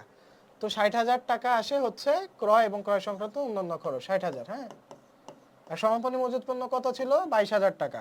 তো মাইনাস 22,000 দাও, কত থাকে? 38,000 টাকা। তো 38,000 টাকাটা আমার কি? সমন্বিত ক্রয়, সমন্বিত ক্রয়। বোঝা গেল? আচ্ছা, যদি বিক্রয়ের পরিমাণ 70,000 টাকা হয় তাহলে মোট মুনাফা কত? তো বিক্রয়ের পরিমাণ দেওয়া আছে 70,000 টাকা, তাহলে মোট মুনাফা কি? বিক্রয় মাইনাস বিক্রিত পণ্যের ব্যয়। এখানে কিছু মনে করো গাধা থাকবে, হ্যাঁ, গাধা থাকবে যে আবার বিক্রিত পণ্যের ব্যয় হিসাব করবে, কিন্তু যারা চালাক ওরা তো এখানে অলরেডি বের করছে বিক্রিত পণ্যের ব্যয় 53,000, তাহলে 70 থেকে 53 বাদ দিলে যা থাকে সেটাই আমার মোট মুনাফা। ঠিক আছে, আর কিছু গাধা থাকবে যারা মানে আবার মাতব্বরি করে বিক্রয় পরিমাণ 70, ও ওকে ঠিক আছে, তাহলে তো এখন আমার বিক্রিত পণ্যের ব্যয় বের করতে হবে। তো বিক্রিত পণ্যের ব্যয় তার আবার বের করবে এবং বের করে সময়টাকে তারা মনে করো ছাদে তুলে দিবে। ওকে, তো তোমরা যে কাজটা করবা 70,000, এখানে একবার বিক্রিত পণ্যের ব্যয় বের করছো না, 53,000 তো বের করাই আছে, তাহলে 70,000 মাইনাস 53,000 কত হয়? 70,000 মাইনাস 53,000, 17,000 টাকা। এই যে 17,000 টাকা মোট মুনাফা। মিলছে? বুঝতেছো? মাথায় ঢুকতেছে? ওকে, ফাইন। তো গেল, আমরা হচ্ছে উদ্দেশ্য প্রয়োজনীয়তা থেকে ম্যাথ সলভ করছি। এখন আমরা হচ্ছে বিশদ বিবরণী, ধারণা এবং উদ্দেশ্য থেকে ম্যাথ সলভ করব এখন থেকে যে কাজটা করব, কারণ আরো অনেক বাকি আছে, তোমাদের 10টা করে আমি এমসিকিউ সলভ করাই দিব, কারণ এই পর্যন্ত আমি টানা তোমাদের একটু বুঝায় সলভ করাইছি, এখন থেকে জাস্ট প্রত্যেকটা থেকে তোমার 10টা এমসিকিউ সলভ করাই দিব। 10টা এমসিকিউ সলভ করালে বাকিটা তোমরা প্র্যাকটিস শিটে প্র্যাকটিস করে ফেলবা, ঠিক আছে? তো বিষয়দায় বিবরণীর ধারণা উদ্দেশ্য এই টপিকটা থেকে তোমার কিছু ম্যাথ আছে, তো ম্যাথটা আমরা দেখি। বলছে যে ভ্যাট সহ ক্রয় ৭১,০০০ টাকা, ক্রয় ফেরত ২,০০০ টাকা দেওয়া আছে, ক্রয় ভ্যাটের পরিমাণ কত? তো ৭১,০০০ থেকে ২,০০০ বাদ দাও, ঠিক আছে? ২,০০০ বাদ দাও, কত থাকে? ৬৯,০০০ টাকা। হ্যাঁ, ৬৯,০০০ টাকা। এখন ক্রয় ভ্যাটের পরিমাণ বের করতে বলছে, তো ৬৯,০০০ টাকাটা হচ্ছে ভ্যাট সহ। হ্যাঁ, তো ক্রয় ভ্যাটের পরিমাণ বের করতে বলছে, তার মানে হবে উপরে 15, মানে 15% কত হয় এটা বের করা লাগবে। তো ভ্যাট সহ যেহেতু আছে, তার মানে আমার 115 দিয়ে ভাগ করতে হবে। তোমাদেরকে অলরেডি আমি ক নাম্বারে যে ম্যাথগুলো আছে, অর্থাৎ ওয়ান শটের যে ক টাইপের যে ক্লাসগুলো আছে, ওইটা তো অলরেডি কিভাবে বের করতে হয় বলে দিছি, ঠিক আছে? তো এখন কিছু বোঝা লাগবে না। বলছে ভ্যাটের পরিমাণ কত? 15% বের করতে বলছে, এই জন্য উপরে 15 যাবে, আর যেহেতু বলছে ভ্যাট সহ, তার মানে 100 যোগ 15 সমান 115 দিয়ে ভাগ করতে হবে। 69 গুণ 15 ভাগ 115, ৯,০০০ টাকা। এই যে ৯,০০০ টাকা হচ্ছে ক্রয় ভ্যাটের পরিমাণ, এভাবে তোমার বের করবা, ঠিক আছে? ক্রয় মূল্যের উপর লাভের হার 25% হলে বিক্রয় মূল্যের উপর লাভের হার হচ্ছে 20%। এটা মুখস্থ, এটা কি কেন কিভাবে বোঝার দরকার নাই, মুখস্থ। ক্রয় মূল্যের উপর লাভের হার যদি 25% হয়, বিক্রয় মূল্যের উপর লাভের হার হবে 20%। হ্যাঁ, বিক্রয় মূল্যের উপর লাভের হার সবসময় কম হয়। হ্যাঁ, কম হয়, এটা মাথায় রাখবা। আর যদি ক্রয় মূল্যের উপর যদি 20% হয়, বিক্রয় মূল্যের উপর হবে 16.67%। এগুলো আমাদের অ্যাডমিশনের টাইমে মুখস্থ রাখতে হতো, তোমাদেরও মুখস্থ রাখতে হবে, ঠিক আছে? তো ক্রয় মূল্যের উপর লাভের হার 25% হলে বিক্রয় মূল্যের উপর 20%। মুখস্থ রাখবা, এটা একদম মুখস্থ রাখবা। কি কেন কিভাবে এটা দরকার নাই, আমি বের করে দেখাতে পারবো, বাট বের করে দেখায় কোনো লাভ নাই। পরীক্ষার হলে দিন শেষে তোমার মুখস্থই বের করা লাগবে। যারা বের করবে ওরা হচ্ছে গাধা, গাধা ছাড়া আর কিছু না। যেই জিনিস তোমার মুখস্থ হলে তুমি পারতেছো, ওইটা তুমি কেন তুমি শুধু শুধু মানে আইনস্টাইনের মতো ওকে 25%, তারপরে 100 যোগ 25 বাই 100, এভাবে তুমি কেন তুমি বিজ্ঞানীর মতো তোমার বের করা লাগবে? ঠাটা মুখস্থ করবা, এখানে 25% হলে এখানে 20, এখানে 20% হলে এখানে 16.64%, ডিরেক্ট মুখস্থ থাকবে, কোনো কথা নাই। তারপরে নিচের কোনটি অপরিচালন খরচ? তো অপরিচালন খরচ আমরা জানি যে অপরিচালন খরচ হচ্ছে সকল প্রকার ক্রেডিট জেরের সুদ হচ্ছে অপরিচালন খরচ। হ্যাঁ, ক্রেডিট জেরের সুদ হচ্ছে অপরিচালন খরচ, এটা মাথায় রাখবা। সকল প্রকার ক্রেডিট জেরের সুদ হচ্ছে তোমার অপরিচালন খরচ। হ্যাঁ, তারপরে বলছে বিক্রিত পণ্যের ব্যয় কত বের করবা? প্রারম্ভিক মজুত পণ্য যোগ কৃত পণ্যের ব্যয় মাইনাস সমাপনী মজুত পণ্য। তাহলে 60,000 যোগ 3,80,000 মাইনাস 50,000, দেখো কত আসে। 60,000 যোগ 3,80,000 মাইনাস 50,000, এই যে 3,90,000 টাকা, এই যে বিক্রিত পণ্যের ব্যয়, ঠিক আছে? আচ্ছা, তারপরে মোট লাভ ও নিট লাভের পরিমাণ কত? তাহলে এখানে তোমার বিক্রিত পণ্যের ব্যয় বের করছো, তাই না? তো এখানে আমরা জানি যে বিক্রয় থেকে বিক্রিত পণ্যের ব্যয় বাদ দিলে মোট লাভ পাওয়া যায়। তাহলে 4,50,000 থেকে 3,90,000 বাদ দাও, 4,50,000 মাইনাস 3,90,000 কত? 60,000 টাকা। এই যে 60,000 টাকা হচ্ছে মোট লাভের পরিমাণ। এখন কিছু কিছু বিজ্ঞানী আছে যারা নিট লাভের পরিমাণ আবার বের করতে যাবে। এখানে কি কোথাও মোট লাভে আর 60,000 আছে? নাই। তার মানে 60,000 যেটা, ওইটাই তুমি মানে নিশ্চিন্তে দাগায় দাও। কিছু বিজ্ঞানী আছে 45,000 কি করে হয় এটা আবার বের করবে, দরকার নাই তো। এখানে 60,000 বের করে ফেলছো না মোট লাভ, কোথায় 60,000 আছে? এখানে, এটা দাগায় দাও। 45,000 তোমার আর বের করার দরকার নাই, কোনো দরকার নেই, ঠিক আছে? এই যে বিক্রয় মূল্যের উপর মুনাফার হার 20% হলে ক্রয় মূল্যের উপর মুনাফার হার কত? 25%, একই অঙ্ক। দেখো রিপিট হয়েছে। কি বলছি? মুখস্থ করতে বলছি না? সেম জিনিসই একটু ঘুরাই দিছে। আগেরটা ছিল ক্রয় মূল্যের উপর 25% হলে বিক্রয় মূল্যের উপর কত? 20%। এখন বলছি বিক্রয় মূল্যের উপর 20% হলে ক্রয় মূল্যের উপর কত? 25%। আমি বলছি যে বিক্রয় মূল্যটা সবসময় কম হয়, বিক্রয় মূল্যটা কম, তার মানে এখানে বেশি কিছু হবে, এখানে বেশি হচ্ছে 25%, ঠিক আছে? আচ্ছা, বিক্রয়ের পরিমাণ কত? এখানে বলছে বিক্রয়ের পরিমাণ কত? বিক্রয়ের পরিমাণ কত বের করতে বলছে। হ্যাঁ, পণ্য ক্রয় আছে, প্রারম্ভিক মজুত পণ্য আছে, বিক্রিত পণ্যের ব্যয় আছে, মোট লাভ দেওয়া আছে। তো আমরা জানি যে বিক্রয় থেকে বিক্রিত পণ্যের ব্যয় বাদ দিলে মোট লাভ পাই। আমরা কি পাই? মোট লাভ পাই। তো এখানে মোট লাভও দেওয়া আছে, আবার বিক্রিত পণ্যের ব্যয়ও দেওয়া আছে। তার মানে এই দুইটা যোগ হবে। ঠিক আছে, 3 লাখ যোগ 2 লাখ 5 লাখ টাকা। তো আমরা উল্টা হবে, এখানে যেহেতু মাইনাস, এখানে তোমার বিক্রয় থেকে বিক্রিত পণ্যের ব্যয় বাদ দিলে যেহেতু মোট লাভ পাই, তাহলে মোট লাভের সাথে বিক্রিত পণ্যের ব্যয় যোগ করলে আমরা বিক্রয় পরিমাণ পাবো। তো এখানে টোটাল হচ্ছে 5 লক্ষ টাকা। সমাপনী মজুত পণ্যের মূল্য কত? সমাপনী মজুত পণ্যের মূল্য কত এটা বের করার জন্য তোমার কি করা লাগবে? আমরা জানি যে প্রারম্ভিক মজুত পণ্য যোগ ক্রয় সংক্রান্ত অন্যান্য খরচ মাইনাস সমাপনী মজুত পণ্য। সমাপনী মজুত পণ্য সমান সমান বিক্রিত পণ্যের ব্যয়। তাই তো এখানে কি দেওয়া আছে? এখানে দেওয়া আছে যে বিক্রিত পণ্যের ব্যয়টা দেওয়া আছে, এটা দেওয়া আছে, বিক্রিত পণ্যের ব্যয়টা দেওয়া আছে, বিক্রিত পণ্যের ব্যয় দেওয়া আছে, পণ্য ক্রয়ও দেওয়া আছে, আর প্রারম্ভিক মজুত পণ্য দেওয়া আছে। তার মানে প্রারম্ভিক মজুত পণ্য দেওয়া আছে কত? 30,000। হ্যাঁ, যোগ ক্রয় কত? 4 লক্ষ টাকা দেওয়া আছে। আর বিক্রিত পণ্যের ব্যয় হচ্ছে 3 লক্ষ টাকা, অর্থাৎ এই অ্যামাউন্টটা দেওয়া আছে 3 লক্ষ টাকা। এখন তোমাকে বুঝতে হবে যে 4 লক্ষ যোগ 30,000, 4 লক্ষ 30,000 টাকা হচ্ছে এখানে। হ্যাঁ, 4 লক্ষ 30,000 টাকা হচ্ছে প্রারম্ভিক মজুত পণ্য যোগ ক্রয়। একটা অ্যামাউন্ট বাদ দিতে হবে, বাদ দিলে আমরা 3 লক্ষ টাকা পাবো। তো কত থেকে কত বাদ দিলে, মানে 4 লক্ষ 30,000 টাকা থেকে কত টাকা বাদ দিলে 3 লক্ষ টাকা পাবো, এটা বের করার জন্য 4 লক্ষ 30,000 মাইনাস 3 লক্ষ দিতে হবে। 1 2 3 4 5 কত হবে? 1 লক্ষ 30,000 টাকা। 1 লক্ষ 30,000 টাকা। তার মানে আমার সমাপনী মজুত পণ্যের মূল্য কত? 1 লক্ষ 30,000 টাকা। এভাবে তোমাকে ভিজুয়ালাইজ করতে হবে। আচ্ছা, প্রারম্ভিক মজুত পণ্য যোগ ক্রয়, হ্যাঁ, তারপর হচ্ছে মাইনাস সমাপনী মজুত পণ্য সমান বিক্রিত পণ্যের ব্যয়। তার মানে এই দুইটা যোগ করে প্রারম্ভিক মজুত পণ্য যোগ ক্রয় মাইনাস বিক্রিত পণ্যের ব্যয় সমান সমান সমাপনী মজুত পণ্য। তো 1 লক্ষ 30,000 টাকা হচ্ছে অ্যান্সার। হ্যাঁ, এই যে সম্পূর্ণ মজুত পণ্যের মূল্য 1 লক্ষ 30,000 টাকা। এই যে তোমাদের ভিজুয়ালাইজ করে করে দেখাইতেছি। হ্যাঁ, এর থেকে ভেঙে ভেঙে আর বোঝানো পসিবল না, আশা করি বুঝতেছো। নিচে কোনটি বিক্রিত পণ্যের ব্যয়ের অংশ? আন্তঃপরিবহন। আন্তঃপরিবহনের আরেক নাম কি বলছি? ক্রয় পরিবহন। ক্রয় পরিবহনের আরেক নাম তোমার আন্তঃপরিবহন, এটার আরেক নাম হচ্ছে তোমার অন্তর্মুখী বহন খরচ। হ্যাঁ, এগুলো তোমার মাথায় রাখতে হবে। অন্তর্মুখী বহন খরচ, এটা হচ্ছে ক্রয় পরিবহনের আরেক নাম। এখানে বলছে কমিশন সহ নিট মুনাফা 40,000 টাকা হলে কমিশনের পরিমাণ কত? এখানে বলছে কমিশন সহ নিট মুনাফা 40,000 টাকা হলে কমিশনের পরিমাণ কত? আচ্ছা, বুঝতে পারছি। তো এখানে বলা হয়েছে যে ম্যানেজার নিট মুনাফার 10% হারে কমিশন পান। 10% হারে কমিশন পান। তো 10% হারে কমিশন পাওয়ার পরে তার 10% হারে কমিশন পাওয়ার পরে তার নিট মুনাফা কমিশন সহ হয়েছে 44,000 টাকা।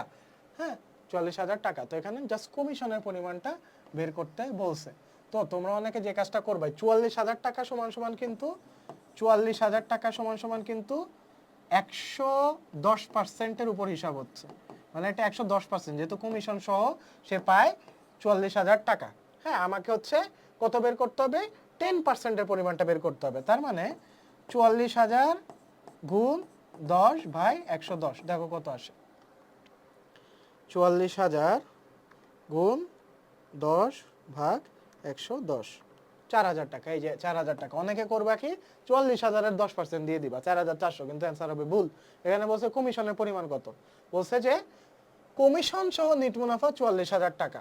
হ্যাঁ, কমিশন সহ নিট মুনাফা 44,000 টাকা। তার মানে 100%-এর সাথে তোমার আরো 10% যোগ করে 110% হচ্ছে 44,000 টাকার ওয়েট। ঠিক আছে, 44,000 টাকার ওয়েট। আর তোমার কত টাকা তোমার নিট মুনাফা ছিল এটা জানার জন্য এখানে 100 দিয়ে গুণ করে দিবা। ঠিক আছে, অর্থাৎ 40,000 টাকা হচ্ছে তোমার নিট মুনাফা। 40,000-এর সাথে 4,000 আরো যোগ হয়েছে তোমার কমিশন। বুঝছো? তো এইভাবে তোমার মাথায় প্রসেস করতে হবে যে কোনটার সাথে কি বলছে। কমিশন সহ নেট মুনাফা 44,000 টাকা। তো আমার কমিশনের পরিমাণ আমরা জানি না, তাহলে কমিশনের পরিমাণের সাথে আরো 10% যোগ করছে। কমিশনের পরিমাণ যদি 100% হয়, সরি নিট মুনাফার পরিমাণ যদি 100% হয়, তাহলে নিট মুনাফার সাথে আরো 10% যোগ করছে, 110%। তার মানে এই 44,000 টাকা সমান সমান 110%। তো 110 দিয়ে ভাগ হয়েছে আর 100 দিয়ে গুণ হয়েছে। বোঝা গেল? আচ্ছা,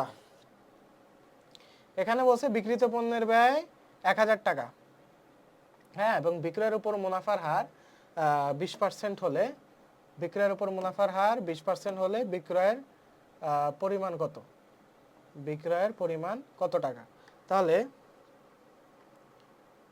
2 3 4 5, ওকে। বিক্রয়ের উপর মুনাফার হার 29%, 25,000 টাকা। তাহলে দেখো এখানে একটু ট্রিকি কোশ্চেন করছে। এই টাইপের কোশ্চেন কিন্তু অ্যাডমিশনও থাকে, হ্যাঁ, মাথায় ঢুকায়ও।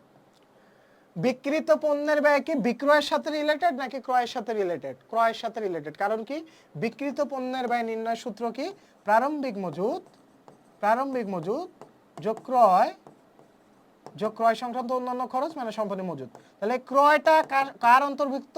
বিক্রিত পণ্যের ব্যয়ের অন্তর্ভুক্ত। তার মানে বিক্রিত পণ্যের ব্যয়ের উপর কি বিক্রয়ের উপর মুনাফার হার হবে নাকি ক্রয়ের উপর মুনাফার হবে? অবশ্যই ক্রয়ের উপর মুনাফার হবে। তোমাকে একটু টেকনিক্যাল বিষয় বুঝতে হবে। এখানে বসে হলে বিক্রয়ের পরিমাণ কত টাকা। তো বিক্রিত পণ্যের ব্যয় যেহেতু 1 লক্ষ টাকা, বিক্রিত পণ্যের ব্যয় যেহেতু 1 লক্ষ টাকা, এখানে দেওয়া আছে বিক্রয়ের উপর মুনাফার হার। কিন্তু বিক্রয়ের উপর মুনাফার হার তো আমি 1 লক্ষ টাকার উপর ধরতে পারবো না। 1 লক্ষ টাকার উপর ধরতে হবে মানে কি, ক্রয়ের উপর মুনাফার হার। তো তোমাকে কিছুক্ষণ আগে আমি মুখস্থ করাইছি যে বিক্রয়ের উপর মুনাফার হার যদি 20% হয়, তাহলে ক্রয় মূল্যের উপর মুনাফার হার হচ্ছে 25%। তো 1 লাখের উপর 25% কাউন্ট হবে। তো 1 লাখের 25% হচ্ছে 25,000 টাকা। তো 25,000 টাকার সাথে 1 লক্ষ টাকা যোগ দিলে যেটা হবে সেটাই হচ্ছে আমার কিসের? বিক্রয়ের পরিমাণ। তো 1 লক্ষ বিক্রিত পণ্যের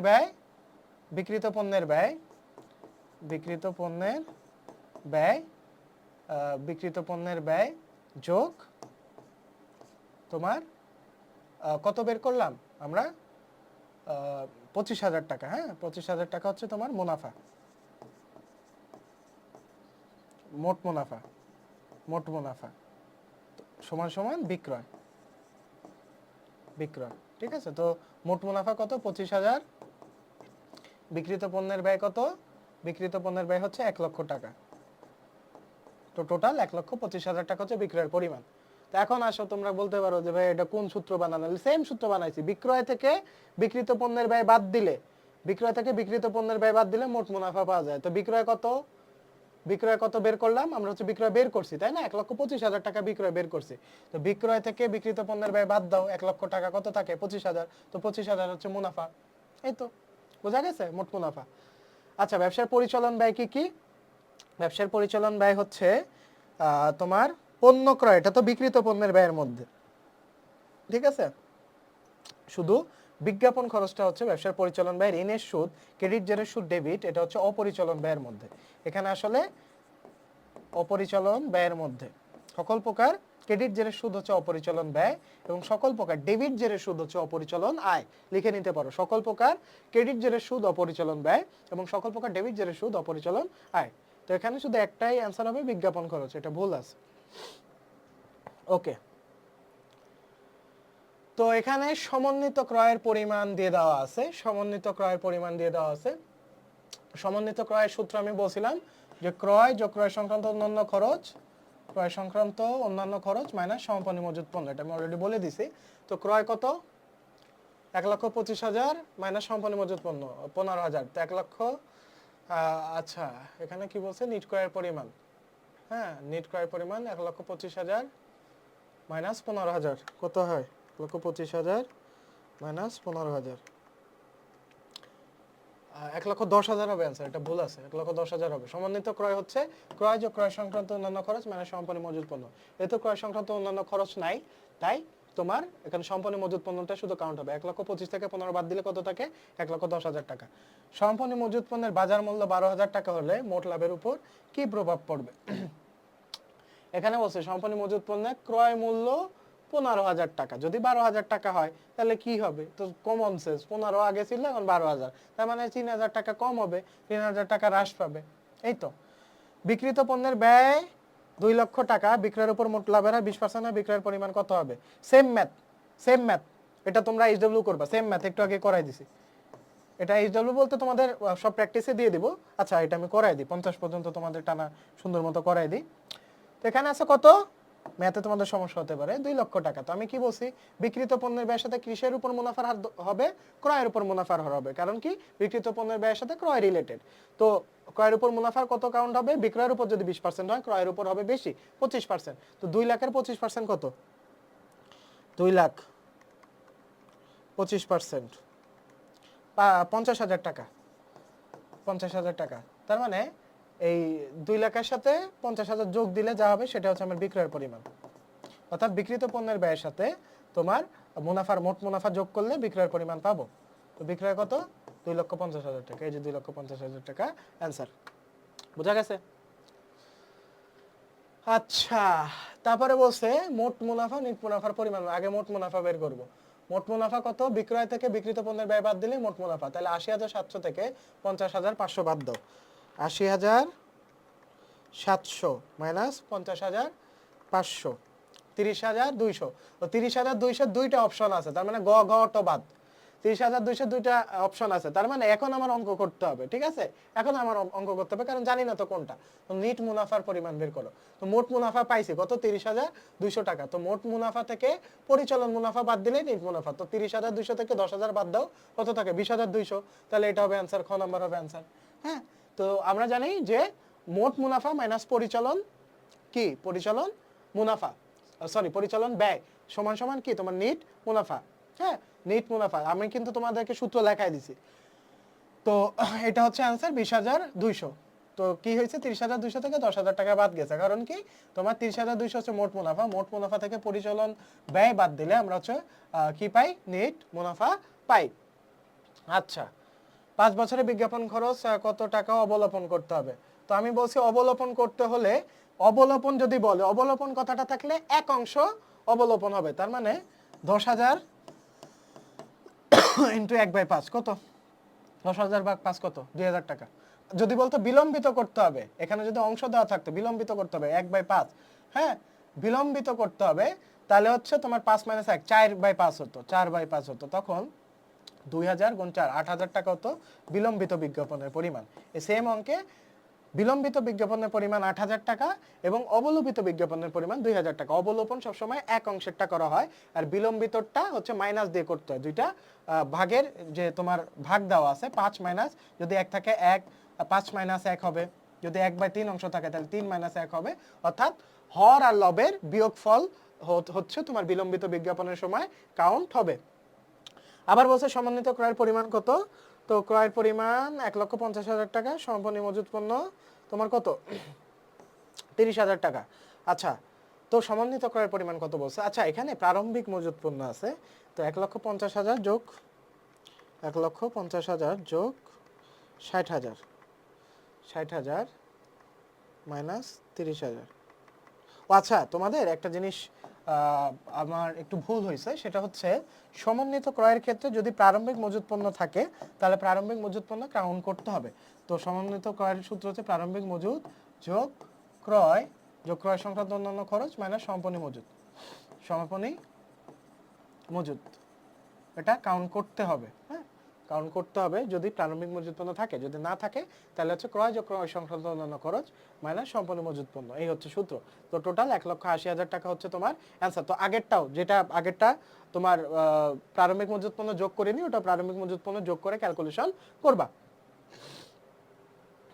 আচ্ছা, এখানে বলছে সম্পূর্ণ মজুত পণ্যের বাজার মূল্য 20,000 টাকা হলে মোট লাভের উপর কি প্রভাব পড়বে? তো এখানে সম্পূর্ণ মজুত পণ্য কত ছিল? ক্রয় মূল্য 30,000 টাকা, বাজার মূল্য 20,000 টাকা যদি হয়, তার মানে কি 10,000 টাকা হ্রাস পাবে। তো 10,000 টাকা হ্রাস পাইছে। আচ্ছা, মোট লাভ বিক্রয় মূল্যের 10%, যদি মোট লাভের পরিমাণ 20,000 টাকা হয় তাহলে বিক্রয় মূল্য কত হবে? এখানে বলছে মোট লাভ বিক্রয় মূল্যের 10%। হ্যাঁ, বিক্রয় মূল্যের 10%। তো মোট লাভ আমরা জানি না, এখানে মোট লাভ বিক্রয় মূল্যের 10% মানে 20,000 সমান সমান 10%, 10%, 20,000 সমান সমান 10%। তাহলে আমার বিক্রয় মূল্য কত হবে? তবু আমরা জানি যে বিক্রয় মূল্যের 10% হচ্ছে মোট লাভ। তার মানে কত 10%, এখানে আমরা অপশন খুঁজবো যে কত 10% 20,000 হয়। আমরা জানি যে একটা শূন্য কেটে দিলে ওটা 10% হয়। তো এটা আমরা একটা শূন্য উল্টা রিভার্স করব। হ্যাঁ, তো 20,000 এর সাথে একটা শূন্য বাড়ায় দিব। ঠিক আছে, 20,000 এর সাথে একটা শূন্য বাড়ায় দিব। ওকে, একটা না দুইটা শূন্য বাড়ায় দিব। 10% 100% হবে আর কি। তো 2 লাখ হবে আমার অ্যান্সার। তো 20,000 হচ্ছে 10%, 20,000 হচ্ছে 10%, তাহলে আরো 90% আমার বের করতে হবে। আরো 90% আমার বের করতে হবে। তাহলে এটা তোমরা বের করতে পারো এইভাবে, 20,000 হচ্ছে 10%, তাই তো? তাহলে এরকম 20,000 গুণ 10, তো 1 2 3 4 5, ঠিকই আছে, 2 লাখ টাকা। তো আমরা জাস্ট গুণ করে দিব। ওকে, 10%টা জাস্ট গুণ করে দিব, সরি 10%টা জাস্ট কি করব, গুণ করে দিব। একটা শূন্য বাড়ায় দিলেই, গুণ করে দিলেই তোমার হচ্ছে 2 লাখ টাকা হয়ে যাচ্ছে। তো বিক্রয় মূল্য হবে আমার 2 লক্ষ টাকা। একদম সিম্পল। আবার বুঝাই, বলছে মোট লাভের পরিমাণ 20,000 টাকা হলে বিক্রয় মূল্য কত, আর মোট লাভ বিক্রয় মূল্যের 10% দেওয়া আছে। মোট লাভের পরিমাণ 20,000 টাকা, তার মানে 20,000 টাকা সমান সমান 10%। 20,000 টাকা সমান সমান 10%। আমাকে বের করতে হবে কি 100%। 100% বের করতে গেলে কি করব, এই 10%টা 20,000 এর সাথে গুণ করে দিব, 10টা গুণ করে দিব, কত হয় 2 লাখ টাকা। তো 2 লাখ টাকা হবে হচ্ছে আমার বিক্রয় মূল্য, অ্যান্সার। হ্যাঁ, আবার মিলাই দেখবা, রিভার্স ভাবে মিলাতে পারো। এটার কোনটার, এই অপশনগুলোর মধ্যে কোনটার 10% 20,000 টাকা হয়, জাস্ট একটা করে সাইড কেটে দিবা, ওটাই হচ্ছে 10%। ঠিক আছে, তো এটার অ্যান্সার হবে তোমার গ। আচ্ছা, তো এখানে বলছে চলতি বছর ক্রয় মূল্য কত, বিক্রয়িত পণ্যের ব্যয় 5,40,000 টাকা, ইহার সমাপনী মজুদ 35,000 টাকা, প্রারম্ভিক মজুদ এত, চলতি বছরের ক্রয় মূল্য কত। তো ক্রয় মূল্য আমার নির্ণয় করতে হবে। তো বিক্রিত পণ্যের ব্যয় আমরা জানি যে প্রারম্ভিক মজুদ পণ্য যোগ ক্রয় সংক্রান্ত অন্যান্য খরচ মাইনাস সমাপনী মজুদ পণ্য সমান সমান বিক্রিত পণ্যের ব্যয়। তো আমরা একটু লিখে ফেলি, আমরা একটু সাজায় ফেলি যে প্রারম্ভিক মজুদ পণ্য কত, 25,000 যোগ ক্রয়, আমরা জানি না, হ্যাঁ, ক্রয় যোগ ক্রয় সংক্রান্ত অন্যান্য খরচ মাইনাস সমাপনী মজুদ পণ্য কত, 35,000 টাকা, সমান সমান আমার কত হচ্ছে, আমার 5,40,000 টাকা, 5,40,000 টাকা। হ্যাঁ, তো 5,40,000 টাকা। তো এটা আমরা কিভাবে বের করব? তো এখানে 25,000 আছে, এটার সাথে একটা অ্যামাউন্ট যোগ হবে। তো যোগ এখানে 4টা অপশনের মধ্যে যে কোনো একটা অ্যামাউন্ট যোগ হবে, মাইনাস 35,000 হবে। এটা বাদ দিলে আমরা হচ্ছে কত পাচ্ছি, 5,40,000 টাকা পাচ্ছি। এখন আমাকে ক্যালকুলেশন করে বের করতে হবে যে এটার সাথে অ্যাকচুয়ালি কত যোগ বা কত বিয়োগ হবে। হ্যাঁ, তো 5,40,000 তারপরে 35,000 তারপরে 25,000। আচ্ছা, তো এটা 5,40,000 এখানে বিয়োগ আছে, বিয়োগটা হয়ে যাবে যোগ। হ্যাঁ, 5,40,000 যোগ 35,000, এখানে যেহেতু বিয়োগ সাইন আছে, বিয়োগটা প্লাসটা মাইনাস হয়ে যাবে আর মাইনাসটা প্লাস হয়ে যাবে এই অ্যামাউন্টটা বের করার জন্য। 35,000 মাইনাস 25,000, 5,50,000, 5,50,000। তা এখন মিলাও, 25,000 সাথে 5,50,000 যোগ করে 35,000 বিয়োগ দাও, দেখবা 5,40,000 টাকা হয়ে গেছে। ঠিক আছে, তো এইভাবে তোমরা ম্যাথ করবা। আচ্ছা, তো 50 পর্যন্ত তোমাদের মোটামুটি দেখাই দিছি। তো আমরা এখন নেক্সট টাইপে মুভ অন করবো। নেক্সট টাইপ থেকে আমরা কয়েকটা সলভ করে আসবো। ঠিক আছে, আর বাকিগুলো তোমাদের প্র্যাকটিস শিট দেওয়া থাকবে, ওখান থেকে তোমরা প্র্যাকটিস করে নিবা। ওকে, এখানে আমরা মালিকানা সত্ত্বের ধারণা এবং এর প্রস্তুত প্রণালী, এখান থেকে আমরা কিছু ম্যাথ এবং কিছু কি বলে থিওরিটিক্যাল কোশ্চেন সলভ করব।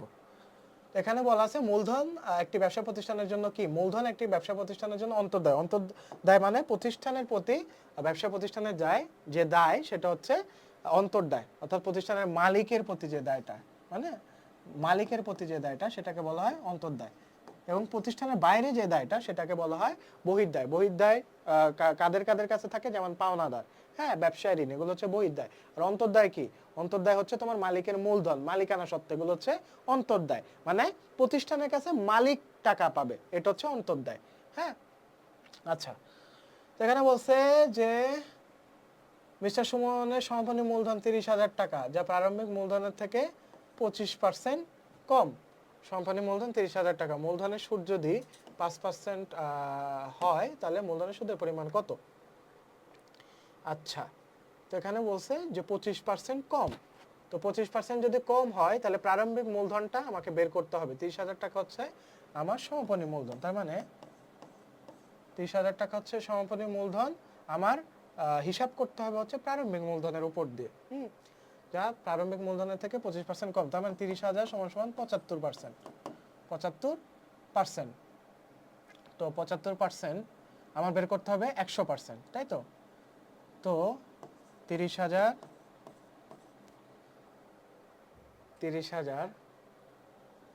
গুণ 75/25, তো ওই 25% যেহেতু কম, তাহলে 25%টা কত আমরা একটু বের করি। হ্যাঁ, 30,000 গুণ 25/75, 10,000 টাকা। 10,000 টাকা হচ্ছে 25%, তার মানে 25% কম যেহেতু, তার মানে আমার প্রারম্ভিক মূলধন ছিল 40,000 টাকা।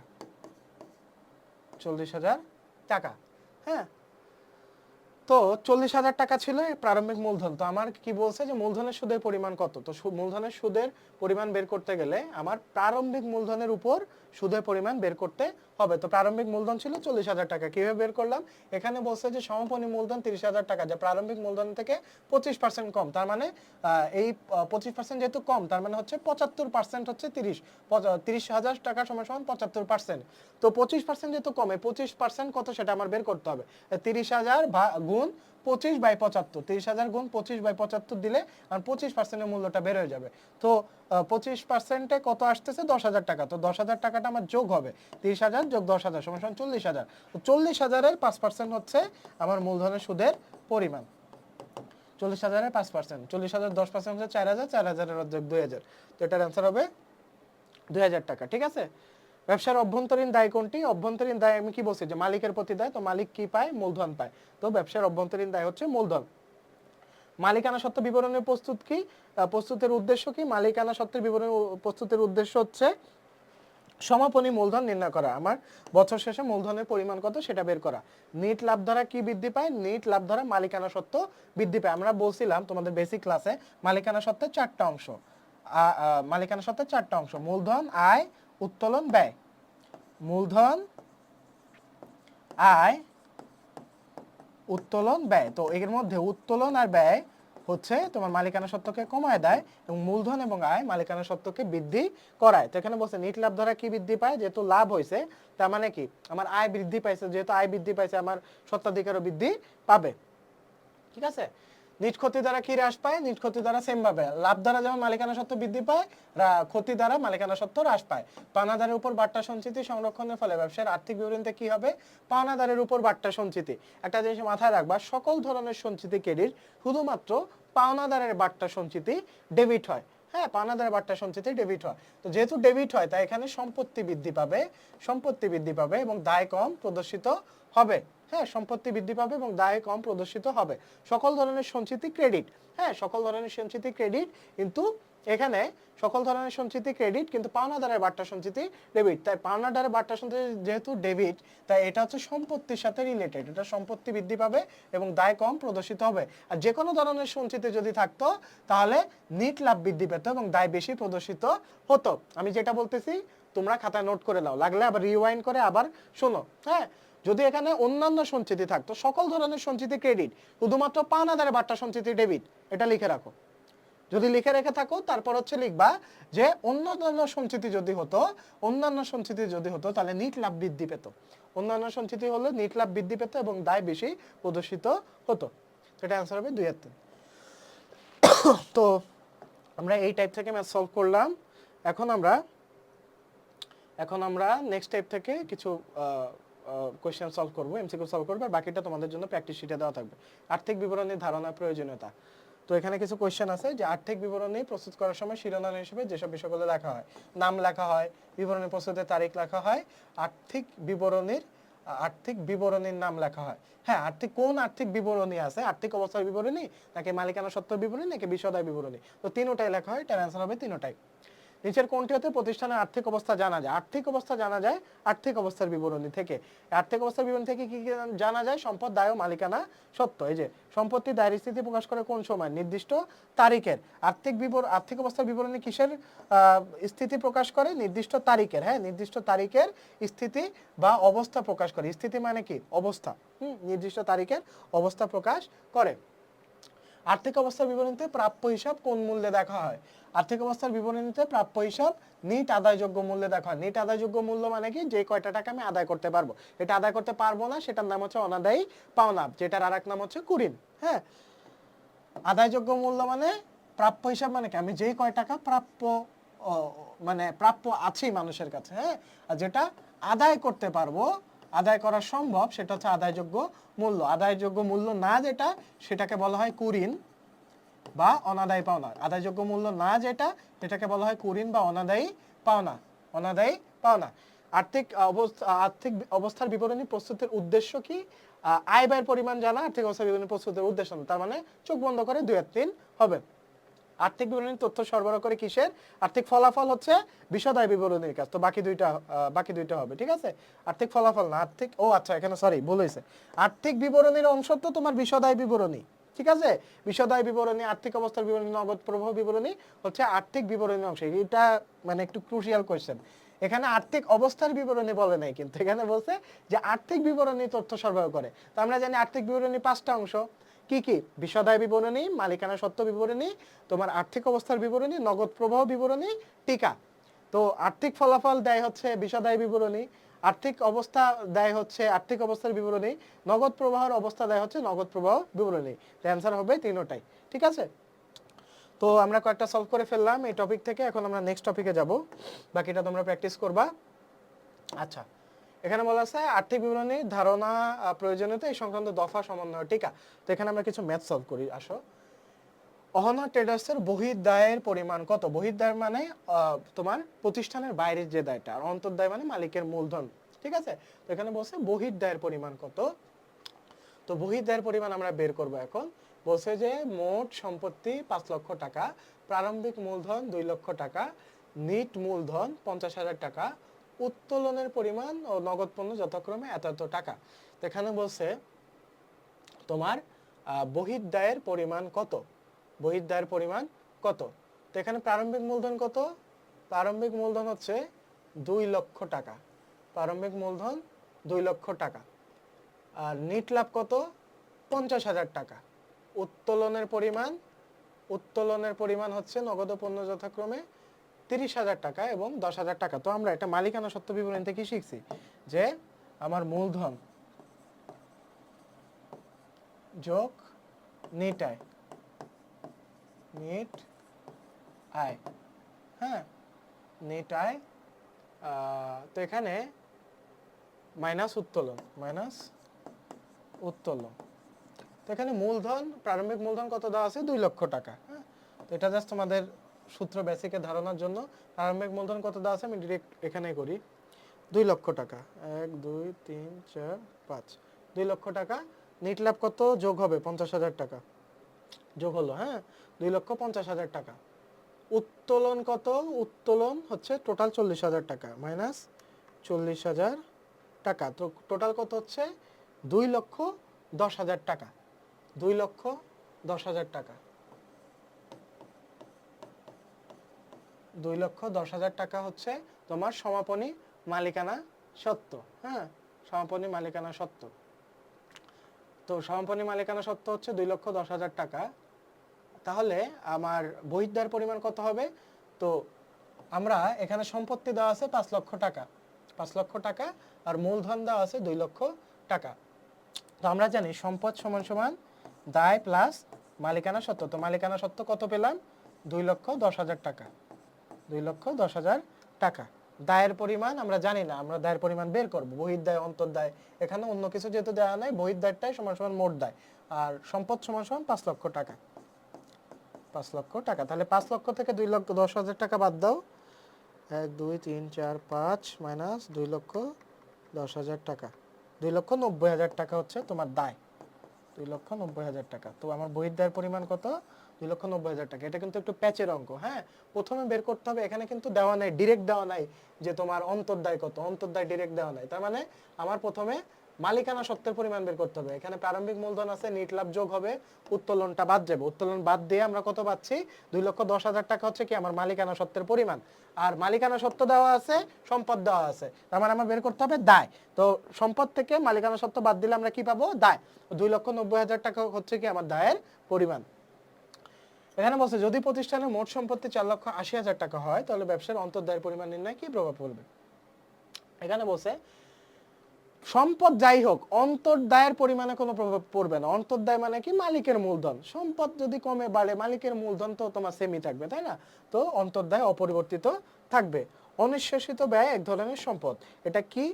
অনিঃশেষিত ব্যয় মানে যেই ব্যয় তোমার শেষ হয় না, সব সময় চলতে থাকে, মানে যেই ব্যয় তোমার শেষ হয় না কখনো। হ্যাঁ, অনিঃশেষিত ব্যয় এটা এক ধরনের ব্যয় না, এটা হচ্ছে তোমার সম্পদ। যেমন হচ্ছে তোমার এক ধরনের তোমার খরচ আছে, যে খরচে তোমার সুনাম বৃদ্ধি পায়, তো সুনামটা একটা কি তোমার সম্পদ। তো এটাই হচ্ছে তোমার অনিঃশেষিত ব্যয়। ব্যাংক জমা কোন ধরনের সম্পত্তি? ব্যাংক জমা হচ্ছে তোমার চলতি সম্পত্তি। সম্পত্তি দুই প্রকার, চলতি সম্পদ আর স্থায়ী সম্পদ। ব্যাংক জমা, নগদ, প্রাপ্য হিসাব, এগুলো হচ্ছে তোমার কি? চলতি সম্পদ। কোনটি? চলতি দায়। চলতি দায় হচ্ছে কি? সকল প্রকার অপ্রদত্ত। আর প্রাপ্য থাকলে বুঝবা সম্পদ, চলতি সম্পদ। প্রাপ্য থাকলে চলতি সম্পদ, আর প্রদত্ত থাকলে বেতন, প্রদত্ত থাকলে চলতি দায়। হ্যাঁ, চলতি দায়। কোনটি চলতি দায়? আয়ের অগ্রিম দায়, ক্রেডিট দিকে যায়। তোমরা 4টা জিনিস লিখে রাখো যারা হচ্ছে জাস্ট সলভ ক্লাস করতেছো, কনসেপ্ট বাদ দিয়ে জাস্ট সলভ ক্লাস করতেছো। অগ্রিম খরচ সমান সমান চলতি সম্পদ।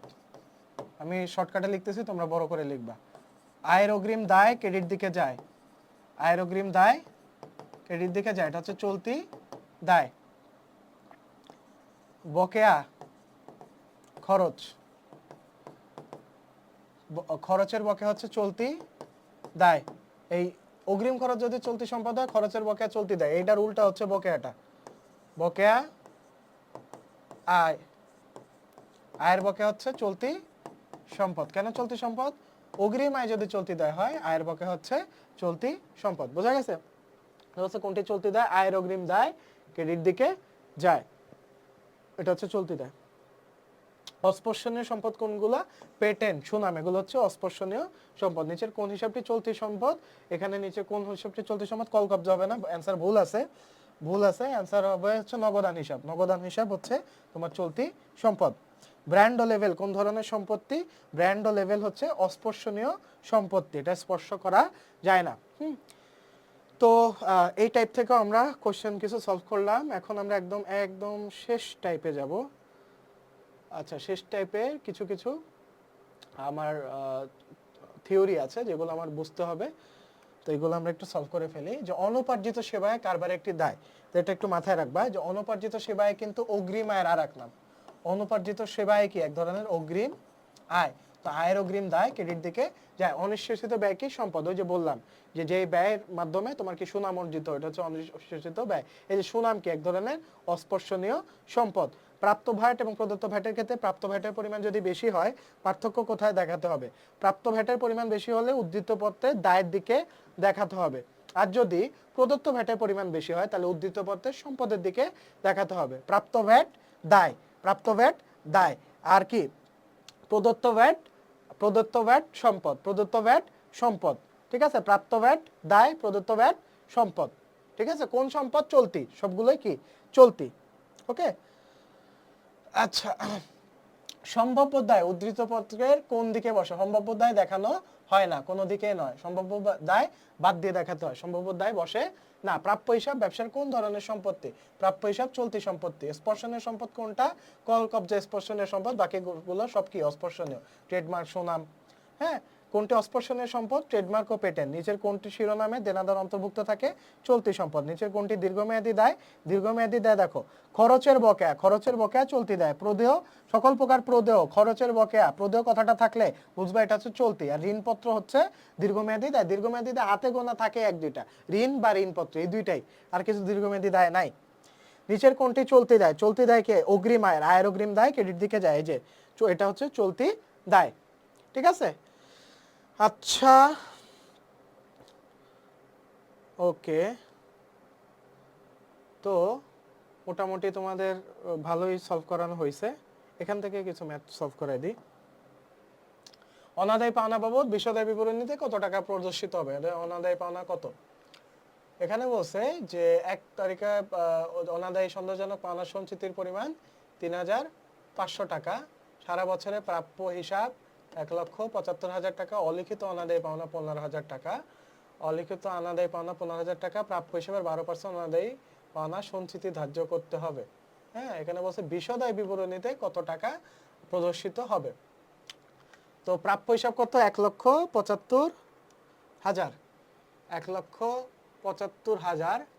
এর মধ্যে অলিখিত কত? অলিখিত মানে লেখা হয়নি।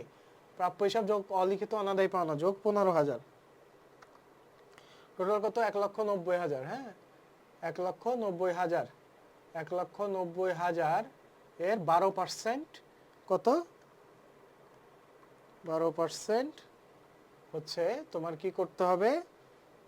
অলিখিত অনাদায়ী সন্দেহজনক পাওনা সঞ্চিতি ধার্য করতে হবে। তোমার কত আসতেছে? আসতেছে হচ্ছে 22,৮০০ টাকা। 22,৮০০ টাকা আসতেছে হচ্ছে অনাদায়ী পাওনা সঞ্চিতি। হ্যাঁ, অনাদায়ী পাওনা সঞ্চিতি হচ্ছে 22,৮০০ টাকা। এখানে বলছে যে অনাদায়ী পাওনা বাবদ বিশদায় বিবরণীতে কত টাকা প্রদর্শিত করতে হবে। তো 22,৮০০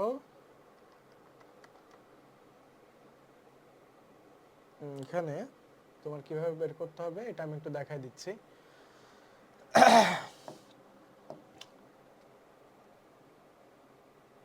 এখানে তোমার পুরাতন এখানে বলছে 2020 সালের 1 জানুয়ারি তারিখে অনাদায়ী সন্দেহজনক পাওনা সঞ্চিতির পরিমাণ ছিল ৩৫০০ টাকা। ৩৫০০ টাকা, সারা বছরে প্রাপ্য হিসাব ১,৭৫,০০০, অলিখিত অনাদায়ী পাওনা ১৫,০০০ টাকা। ১৫,০০০ টাকা, আচ্ছা ঠিকই তো আছে, ১৫,০০০ যোগ ১৫,০০০। হ্যাঁ, আচ্ছা, তো এই হচ্ছে অলিখিত অনাদায়ী পাওনা। অলিখিত অনাদায়ী পাওনাটা হবে অলিখিত অনাদায়ী পাওনা যোগ নতুন অনাদায়ী পাওনা সঞ্চিতি হবে। অনাদায়ী পাওনা যোগ নতুন অনাদায়ী পাওনা সঞ্চিতি মাইনাস পুরাতন অনাদায়ী পাওনা সঞ্চিতি, এটা হচ্ছে তোমার হিসাব। হ্যাঁ, তা আমরা একটু হিসাব করি। ১,৭৫,০০০ এর 12% ২১,০০০। ওকে, ২১,০০০ যোগ ১৫,০০০ মাইনাস, ওকে একটু দেখি, আমি ম্যাথটা করে তোমাদেরকে বোঝাচ্ছি, নো প্রবলেম। হ্যাঁ, ১৫,০০০ গুণ 12%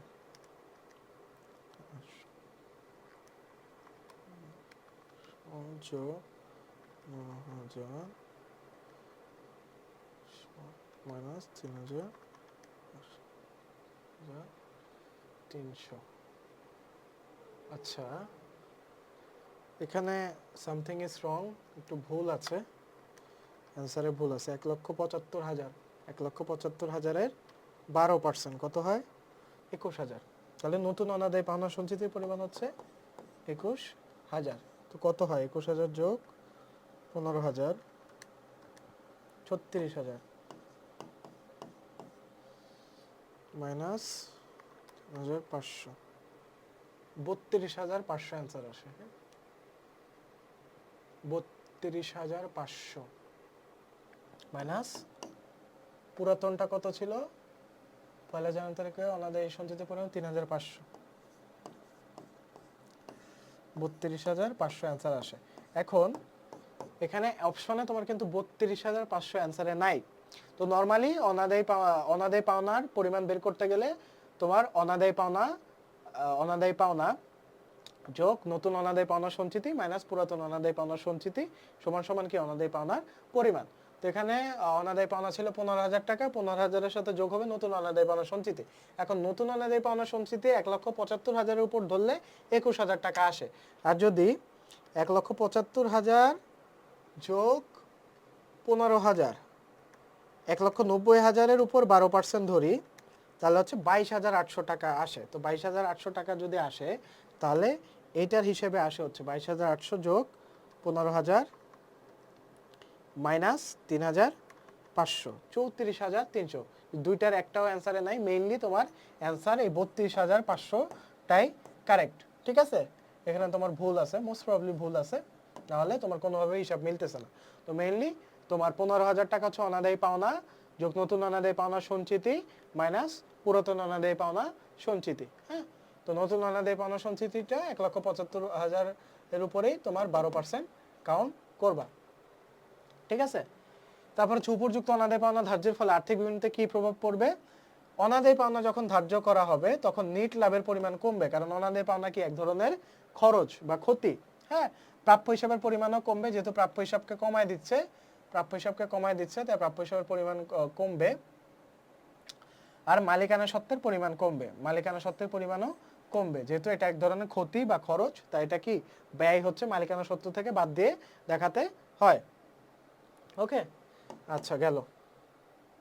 তারপরে বলছে আয় বিবরণীতে মনিহারি খরচ কত টাকা দেখাতে হবে। তো এখানে বলছে দেওয়া আছে মনিহারি খরচ হচ্ছে 7,000 টাকার আমিলে দেওয়া আছে। প্রারম্ভিক মজুদের মধ্যে মনিহারি অন্তর্ভুক্ত আছে 1,000 টাকা, সম্পন্ন মজুদের মধ্যে মনিহারি দ্রব্য আছে কত 2,000 টাকা। এখানে প্রারম্ভিক মজুদের মধ্যে যেটা মনিহারি অন্তর্ভুক্ত আছে সেটা বাদ দিয়ে দেখাতে হবে মনিহারি খরচ আয় বিবরণীতে। ঠিক আছে, আর সমাপনী মজুদ পণ্যেরটা যেটা মনিহারি দ্রব্য আছে সেটা হচ্ছে সমাপনী মজুদ পণ্য কি এক ধরনের চলতি সম্পদ, এটা হচ্ছে আর্থিক অবস্থার বিবরণীতে দেখাতে হবে। তো 7,000 থেকে 1,000 বাদ দিলে কত থাকে 6,000 টাকা। তো আয় বিবরণীতে হচ্ছে মনিহারি খরচটা দেখাতে হবে তোমার 7,000 মাইনাস 1,000 কত 6,000 টাকা হচ্ছে তোমার মনিহারি খরচ। কারণ প্রারম্ভিক মজুদ পণ্য কিন্তু আয় বিবরণীর একটা পার্ট, কিন্তু সমাপনী মজুদ পণ্য কিন্তু তোমার চলতি সম্পদ বের করার সময় আমরা ইউজ করি।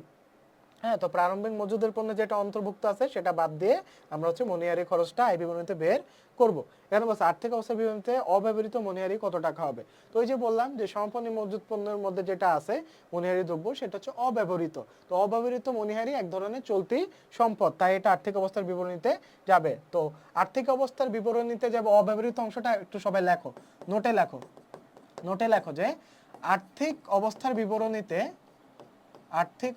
বিবরণীতে যাবে অব্যবহৃত অংশ, আর্থিক অবস্থার বিবরণীতে যাবে অব্যবহৃত অংশ, আর বিশদ আয় বিবরণীতে যাবে ব্যবহৃত অংশ। লিখছো?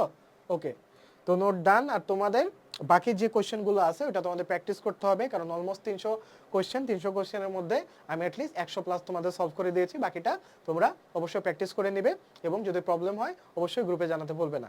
তো দেখা হচ্ছে পরবর্তী ক্লাসে। আসসালামু আলাইকুম।